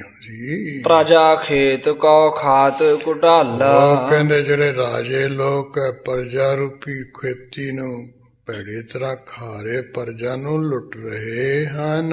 ਦੋਹਰਾ ਭਇਓ ਭਾਰ ਧਰ ਪਰ ਅਧਿਕ। ਭਾਈ ਬਾਲਾ ਜੀ ਕਹਿੰਦੇ ਇਸ ਤਰ੍ਹਾਂ ਹੈ ਗੁਰੂ ਅੰਗਦ ਸਾਹਿਬ ਜੀ, ਇਹੋ ਜਿਹੇ ਲੋਕਾਂ ਦੇ ਧਰਤੀ ਉੱਪਰ ਬੜਾ ਭੂਰੀ ਬੋਝ ਹੋ ਗਿਆ। ਧਰਮ ਧਰਤ ਨਹਿ ਧੀਰ। ਜਿਹੜਾ ਵਾਹਿਗੁਰੂ ਦਾ ਅਕਾਲੀ ਧਰਮ ਹੈ ਉਹ ਧੀਰਜ ਨਹੀਂ ਧਰ ਰਿਹਾ ਹੈ। ਭਾਉ ਭਗਤ ਨਹਿ ਜਗਤ ਮੇ। ਕਿਉਂਕਿ ਪਰਮੇਸ਼ਰ ਦੀ ਪ੍ਰੇਮ ਨਾਲ ਭਗਤੀ ਕਰਨੀ ਇਹ ਤਾਂ ਕਿਤੇ ਸੰਸਾਰ ਵਿੱਚ ਦੇਸੀ ਨਹੀਂ ਰਹੀ ਹੈ। ਬਿਕੁਲ ਭਈ ਭੈ ਪੀਰ। ਇਸ ਕਰਕੇ ਜਿਹੜੀ ਹੈ ਧਰਤੀ ਵਿਆਕੁਲ ਹੋ ਗਈ, ਭੈ ਕਰਕੇ ਪੀਰ ਕੀਏ ਕਹਿਰ ਹੋ ਗਈ ਜਾਂ ਡਰ ਗਈ, ਡਰ ਕਰਕੇ ਭੈ ਕਰਕੇ। ਚੌਪਈ ਏਕੰਕਾਰ ਆਰਾਧਨ ਕੀ। ਇਸ ਤਰ੍ਹਾਂ ਭੈ ਨਾਲ ਡਰੀ ਹੋਈ ਵਿਆਕੁਲ ਹੋਈ ਧਰਤੀ ਨੇ ਜੋ ਇੱਕ ਅਕਾਲ ਪੁਰਖ ਵਾਹਿਗੁਰੂ ਉਹਦਾ ਆਰਾਧਨ ਕੀਤਾ ਹੈ। ਭਨਤ ਬੇਨਤੀ ਭਈ ਅਧੀਨਾ। ਬਹੁਤ ਅਧੀਨਕਾਰ ਸਹਿਤ ਪਰਮੇਸ਼ਰ ਅੱਗੇ ਬੇਨਤੀ ਕਰਨ ਲੱਗੀ, ਕਥਨ ਕਰਨ ਲੱਗੀ ਹੈ। ਪਰਮੇਸ਼ਰ ਪਰ ਪੁਰਖ ਪੁਰਾਤਨ।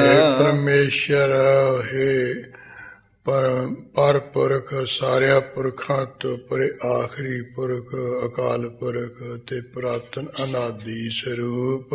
ਪਰਮ ਪਰਾਵਰ ਨਾਥ ਸਨਾਤਨ। ਇਹ ਸਭ ਤੋਂ ਪਰਾਵਰ ਨਾਥ, ਸਾਰੇ ਬ੍ਰਹਮੰਡ ਦੇ ਮਾਲਕ ਵੱਡੇ ਜਾਂ ਸਾਰੇ ਵਿਸ਼ਵ ਦੇ ਮਾਲਕ ਤੇ ਸਨਾਤਨ ਪੁਰਾਤਨ ਸਰੂਪ। ਦੀਨ ਬੰਦ ਪ੍ਰਭ ਦੀਨ ਦਿਆਲਾ। ਇਹ ਗਰੀਬਾਂ ਦੇ ਪਿਆਰੇ ਤੇ ਦੀਨਾਂ ਤੇ ਦਿਆਲਤਾ ਕਰਨ ਵਾਲੇ। ਦੀਨਾ ਨਾਥ ਪ੍ਰੋਖ ਪ੍ਰਤਪਾਲਾ। ਇਹ ਗਰੀਬਾਂ ਦੇ ਮਾਲਕ ਗੋਤਰੂ ਵਿੱਚ ਹੋ ਕੇ ਸਭ ਦੀ ਪਾਲਣਾ ਪੋਸ਼ਣਾ ਕਰਨ ਵਾਲੇ। ਅਜਰ ਅਮਰ ਅਨਵਦ ਅਪੇਖਾ। ਇਹ ਮਾਰਾ ਬੁਢੇਪੇ ਤੋਂ ਰਹਿਤ, ਮੌਤ ਤੋਂ ਰਹਿਤ, ਕਥਨ ਤੋਂ ਰਹਿਤ ਤੇ ਭੇਖਾਂ ਤੋਂ ਲਵਾਸਾਂ ਤੋਂ ਰਹਿਤ ਵਾਹਿਗੁਰੂ। ਅਭੈ ਨਿਰੰਜਨ ਅਲਖ ਅਲੇਖਾ। ਇਹ ਭੈ ਤੋਂ ਰਹਿਤ, ਮਾਇਆ ਦੀ ਕਾਲ ਤੋਂ ਰਹਿਤ, ਸ਼ੁੱਧ ਸਰੂਪ ਲਖਣੇ ਤੋਂ ਰਹਿਤ, ਲੇਖਿਆਂ ਤੋਂ ਰਹਿਤ ਵਾਹਿਗੁਰੂ ਜੀ। ਕਲ ਮਲ ਕਲ ਕੇ ਕਾਲ ਬਿਥਾਰਾ। ਐਸੇ ਪਰਮੇਸ਼ਰ ਜਿਹੜਾ ਪਾਪ ਦਾ ਕਲਯੁਗ ਦਾ ਸਮਾਂ ਉਹਨੇ ਪਾਪ ਹੀ ਇਸ ਪਾਸੇ ਫੈਲਾ ਦਿੱਤੇ ਹਨ। ਅਬ ਹੈ ਭਾਰ ਨਹਿ ਜਾਏ ਸੰਭਾਰਾ। ਇਸ ਕਰਕੇ ਹੈ ਪਰਮੇਸ਼ਰ ਆ ਜਿਹੜਾ ਧਰਤੀ ਦੇ ਪਾਪਾਂ ਦੇ ਪਾਪੀਆਂ ਦਾ ਬੋਝ ਹੈ, ਮੈਥੋਂ ਸਹਾਰਿਆ ਨਹੀਂ ਜਾ ਸਕਦਾ। ਅਤ ਦੁਸ਼ਤਰ ਦੁਖ ਵੇਲਾ ਭਇਓ। ਪਰਮੇਸ਼ਰ ਮੇਰੇ ਉੱਪਰ ਬੜਾ ਭਾਰੀ ਕਠਿਨ ਦੁੱਖ ਦਾ ਸਮਾਂ ਆ ਹੋਇਆ ਹੈ। ਬਿਨ ਅਵਲੰਬ ਜਾਤ ਨਹਿ ਰਹਿਓ। ਪਰਮੇਸ਼ਰ ਤੁਹਾਡੇ ਸਹਾਰੇ ਤੋਂ ਬੈਠ ਹੁਣ ਮੈਥੋਂ ਇਸਤਤ ਹੋ ਕੇ ਨਹੀਂ ਰਹਿ ਰਿਹਾ ਜਾ ਰਿਹਾ ਹੈ। ਦੋਹਰਾ ਸਤਜੁਗ ਮਹਿ ਚਾਰੋਂ ਚਰਨ। ਕਿਉਂਕਿ ਪਰਮੇਸ਼ਰ ਵਾਹਿਗੁਰੂ ਜਦੋਂ ਸਰਜੁਗ ਦਾ ਸਮਾਂ ਸੀ ਉਸ ਵੇਲੇ ਮੈਂ ਧਰਤੀ ਦੇ 4 ਚਰਨ ਸੀ। ਭਾਵ ਲੋਕ ਜਪ ਵੀ ਕਰਦੇ ਸਨ, ਤਪ ਵੀ ਕਰਦੇ ਸਨ, ਦਾਨ ਵੀ ਕਰਦੇ ਹਨ। ਇਸ ਤਰ੍ਹਾਂ ਤੇ ਧਰਮ ਵਿੱਚ ਸਤ ਵੀ ਸਤ ਪ੍ਰਤੱਗੀ ਵੀ ਸੀ, ਸੱਚ ਵੀ ਬੋਲਦੇ ਸਨ। ਔਰ ਸਤ, ਤਾਪ ਤੇ ਜਗ ਤੇ ਦਾਨ, ਇਹ 4 ਚਰਨ ਸਨ ਮੇਰੇ ਸਰਜੁਗ ਦੇ ਸਮੇਂ ਵਿੱਚ। ਤ੍ਰੇਤੇ ਤੀਨ ਰਹਾਏ। ਫਿਰ ਮਹਾਰਾਜ ਜਦੋਂ ਤ੍ਰੇਤਾ ਯੁਗ ਸ਼ੁਰੂ ਹੋ ਗਿਆ ਉਸ ਵੇਲੇ ਮੇਰੇ 3 ਚਰਨ ਰਹਿ ਗਏ। ਸਤ ਘਟ ਗਿਆ, ਲੋਕ ਸੱਚ ਦੇ ਥਾਂ ਝੂਠ ਬੋਲਣ ਲੱਗ ਪਏ। ਤਪ ਤੇ ਜਗ ਦਾਨ, ਇਹ ਤਿੰਨ ਚਰਨਾਂ ਦਾ ਸਹਾਰੇ ਮੈਂ ਟਿਕੀ ਰਹੀ। ਦੁਆਪਰ ਮਹਿ ਦੋਊ ਰਹੇ। ਜਦੋਂ ਦੁਆਪਰ ਦਾ ਯੁਗ ਆਇਆ ਉਸ ਵੇਲੇ ਮਾਰਾ 2 ਚਰਨ ਖਤਮ, 2 ਬਾਕੀ ਰਹਿ ਗਏ। ਤਪ ਤੇ ਜਗ ਤੇ ਜਿਹੜਾ ਦਾਨ ਹੈ ਇਹ ਰਹਿ ਗਏ ਜ਼ਿਆਦਾ। ਇਹ ਕਲ ਮਹਿ ਚਰਨ ਟਿਕਾਏ। ਕਲ ਇੱਕ ਚਰਨ ਟਿਕਾਏ। ਦੇ ਵਿੱਚ ਇੱਕੋ ਚਰਨ ਹੈ ਵੀ ਦਾਨ ਰੂਪ ਚਰਨ ਹੈ। ਇਹ ਕਲਯੁਗ ਵਿੱਚ 2 ਦਾਨ ਲੋਕ ਜ਼ਿਆਦਾ ਕਰਦੇ, ਬਾਕੀ ਜਗ ਵੀ ਘੱਟ ਕਰਦੇ, ਤਪ ਵੀ ਘੱਟ ਕਰਦੇ, ਸੱਚ ਵੀ ਘੱਟ ਬੋਲਦੇ। ਤਪ ਤਾਂ ਕਿਸੇ ਨੇ ਕਰ ਨਹੀਂ ਕੀਤੇ ਰਿਹਾ ਹੈ।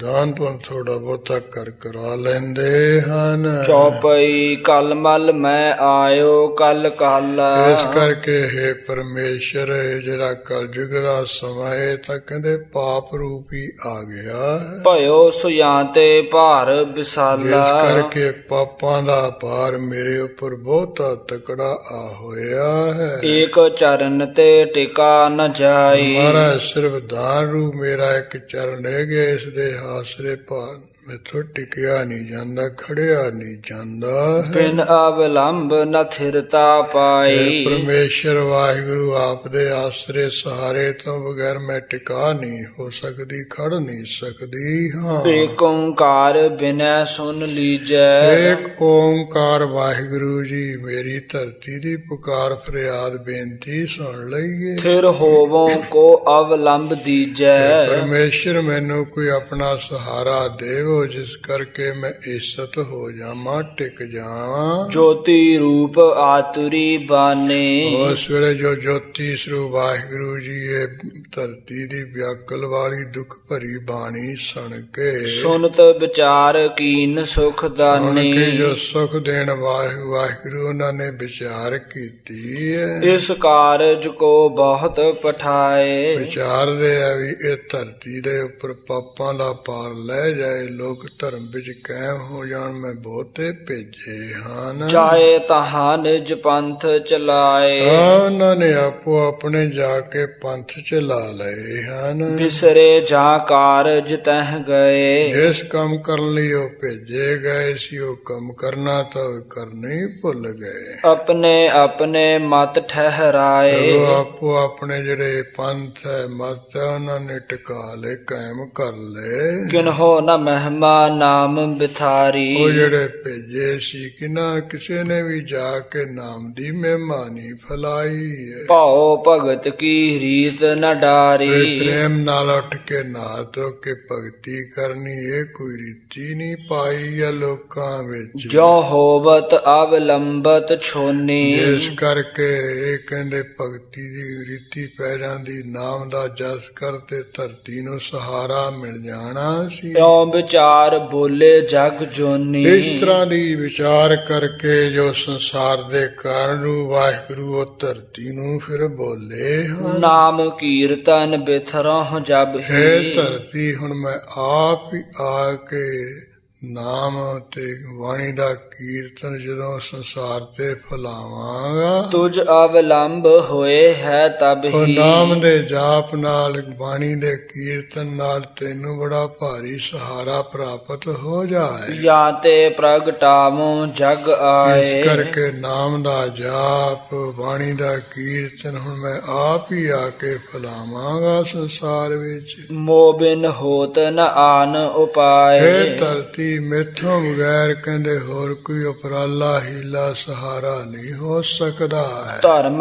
ਧਾਮ ਧਰ ਧੀਰਜ ਦੀਨੋ। ਉਹ ਜਿਹੜਾ ਧਰਮ ਦਾ ਘਰ ਹੈ ਵਾਹਿਗੁਰੂ ਉਸਨੇ ਧਰਤੀ ਨੂੰ ਇਹੋ ਜਿਹੇ ਬਚਨ ਕਹਿ ਕੇ ਧੀਰਜ ਹੌਸਲਾ ਦਿੱਤਾ ਹੈ। ਪਾਏ ਅਲੰਬ ਹੋਏ ਦੁਖ ਛੀਨੋ। ਇਹ ਧਰਤੀ ਮੇਰਾ ਸਹਾਰਾ ਪਾ ਕੇ ਤੇਰੇ ਦੁੱਖ ਨਾਸ ਹੋ ਜਾਣਗੇ। ਸੁਨ ਕਰ ਗਿਰਾ ਗਗਨ ਕੀ ਛੋਨੀ। ਉਸ ਵੇਲੇ ਧਰਤੀ ਨੇ ਆਕਾਸ਼ਬਾਣੀ ਨੂੰ ਸੁਣ ਕੇ ਉਰ ਕਰ ਪਰਮ ਹਰਖ ਮੁਖ ਮੋਨੀ। ਆਪਣੇ ਹਿਰਦੇ ਵਿੱਚ ਬਹੁਤ ਖੁਸ਼ੀ ਧਾਰਨ ਕਰਕੇ ਮੁਖੋਂ ਚੁੱਪ ਹੋ ਗਈ ਹੈ। ਜਗ ਮਹਿ ਰਗਵਰ ਕੁਲ ਅਕਲੰਕਾ। ਉਧਰ ਵਾਹਿਗੁਰੂ ਜੀ ਵਿਚਾਰ ਰਹੇ ਆ ਵੀ ਸੰਸਾਰ ਦੇ ਵਿੱਚ ਇਸ ਵੇਲੇ ਕਲੰਕ ਤੋਂ ਰਹਿਤ ਜਿਹੜੀ ਕੁਲ ਹੈ ਇਸ ਵਿੱਚ ਰਾਮਚੰਦਰ ਜੀ ਹੋਏ ਉਹੀ ਸ਼ੁੱਧ ਹੈ। ਪ੍ਰਗਟੇ ਬੇਦੀ ਕੋ ਮੁੱਦ ਮਯੰਕਾ। ਉਸ ਵੇਲੇ ਜਿਹੜੇ ਵਾਹਿਗੁਰੂ ਹੈ ਬੇਦੀਆਂ ਦੀ ਬੰਸ ਦੇ ਵਿੱਚ ਜਿਵੇਂ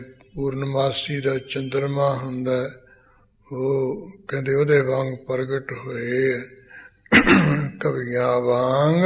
ਏਕ ਓੰਕਾਰ ਧਾਰ ਨਿਜ ਰੂਪਾ। ਇਸ ਤਰ੍ਹਾਂ ਇੱਕ ਓੰਕਾਰ ਵਾਹਿਗੁਰੂ ਗੁਰੂ ਨਾਨਕ ਸਰੂਪ ਆਪਣਾ ਰਾਹ ਧਾਰਨ ਕਰਕੇ ਪ੍ਰਗਟੇ ਸਤਿਗੁਰ ਰੂਪ ਅਨੂਪਾ। ਅਨੂਪਮ ਸਰੂਪ ਵਾਲੇ ਗੁਰੂ ਨਾਨਕ ਸਾਹਿਬ ਜੀ ਪ੍ਰਗਟ ਹੋਏ। ਦੋਹਰਾ ਨਿਸਕੁਚਾਲ ਕਲ ਕਾਲ ਤਮ। ਜਦੋਂ ਮਹਾਰਾਜ ਆਏ ਉਸ ਵੇਲੇ ਜਿਹੜੀਆਂ ਭੈੜੀਆਂ ਰਸਮਾਂ ਸੀ ਇਹ ਰਾਤ ਪਈ ਹੋਈ ਸੀ। ਕੋਈ ਗੁੱਗੇ ਨੂੰ ਮੰਨਦਾ, ਕੋਈ ਇੱਥੇ ਅੱਬਾ ਛਿੜ ਗਏ, ਜੇ ਕੋਈ ਮਾਤਾ ਰਾਣੀ ਨੂੰ ਮੱਥੇ ਟੇਕੀ ਜਾਂਦਾ, ਕੋਈ ਗਧੇ ਨੂੰ। ਉਹ ਭੈੜੀਆਂ ਜਿਹੜੀਆਂ ਰਸਮਾਂ ਸੀ ਇਹ ਰਾਤ ਪਈ ਹੋਈ ਸੀ। ਕਲਯੁਗ ਦਾ ਸਮਾਂ ਜਿਹੜਾ ਸੀ ਇਹ ਹਨੇਰਾ ਸੀ, ਕੁੱਪ ਹਨੇਰਾ ਸੀ। ਉਡਗਨ ਦੰਭ ਸਮਾਜ। ਜਿਹੜੇ ਥਾਂ ਥਾਂ ਤੇ ਪਖੰਡ ਕਰ ਰਹੇ ਸੀ, ਪਖੰਡੀ ਲੈ ਕੇ ਕਹਿੰਦੇ ਤਾਰਿਆਂ ਦਾ ਇਕੱਠ ਸੀ ਮਾਨੋ। ਭਏ ਕੁਮੁਦ ਤੇ ਅਨੇਕ ਮਤ। ਜਿਹੜੇ ਅਨੇਕਾਂ ਮਤ ਹੋ ਰਹੇ, ਪੰਥ ਹੋ ਰਹੇ, ਇਹ ਮਾਨੋ ਕਹਿੰਦੇ ਕਵੀਆਂ ਵਾਂਗ ਸੀ। ਇੰਦ ਮੁਹੰਮਦ ਰਾਜ। ਜਿਹੜਾ ਮੁਹੰਮਦ ਦਾ ਰਾਜ ਸੀ, ਇਹ ਮੁਸਲਮਾਨਾਂ ਦਾ ਰਾਜ, ਇਹ ਚੰਦਰਮਾ ਵਾਂਗ ਹੋ ਰਿਹਾ ਸੀ। ਚੌਪਈ ਤਿੰਨ ਕੋ ਹਰਨ ਬਾਲ ਦਿਨ ਰਾਉ। ਇਹ ਜਿਹੜੀ ਭੈੜੀਆਂ ਰਸਮਾਂ ਰੂਪ ਰਾਤ ਇਹਨੂੰ ਨਾਸ਼ ਕਰਨ ਵਾਸਤੇ, ਕਲਯੁਗ ਦੇ ਪਾਪਾਂ ਦਾ ਹਨੇਰਾ ਦੂਰ ਕਰਨ ਵਾਸਤੇ, ਪਖੰਡ ਦਾ ਤਾਰੇ ਛਪਾਉਣ ਵਾਸਤੇ ਅਨੇਕਾਂ ਮਤ ਜਿਵੇਂ ਕਵੀਆਂ ਨੂੰ ਖਿੜ ਰਹੇ ਸੀ, ਪ੍ਰਫੁੱਲਤ ਹੋ ਰਹੇ ਸੀ। ਮੁਹੰਮਦ ਦਾ ਰਾਜ ਜਿਹੜਾ ਪੂਰਨਮਾਸੀ ਦੇ ਚੰਦਰਮਾ ਨੂੰ ਚਮਕਦਾ ਸੀ, ਉਹਨੂੰ ਕਹਿੰਦੇ ਨਾਸ਼ ਕਰਨ ਵਾਸਤੇ ਜਿਵੇਂ ਚੜ੍ਹਦਾ ਸੂਰਜ ਹੁੰਦਾ ਹੈ। ਉਹਦੇ ਸੋ ਨਾਨਕ ਤੇਜ ਪ੍ਰਭਾਵ। ਬੜੇ ਤੇਜ ਪ੍ਰਭਾਵ ਵਾਲੇ ਗੁਰੂ ਨਾਨਕ ਸਾਹਿਬ ਜੀ ਸੂਰਜ ਵਾਂਗ ਪ੍ਰਗਟ ਹੋਏ।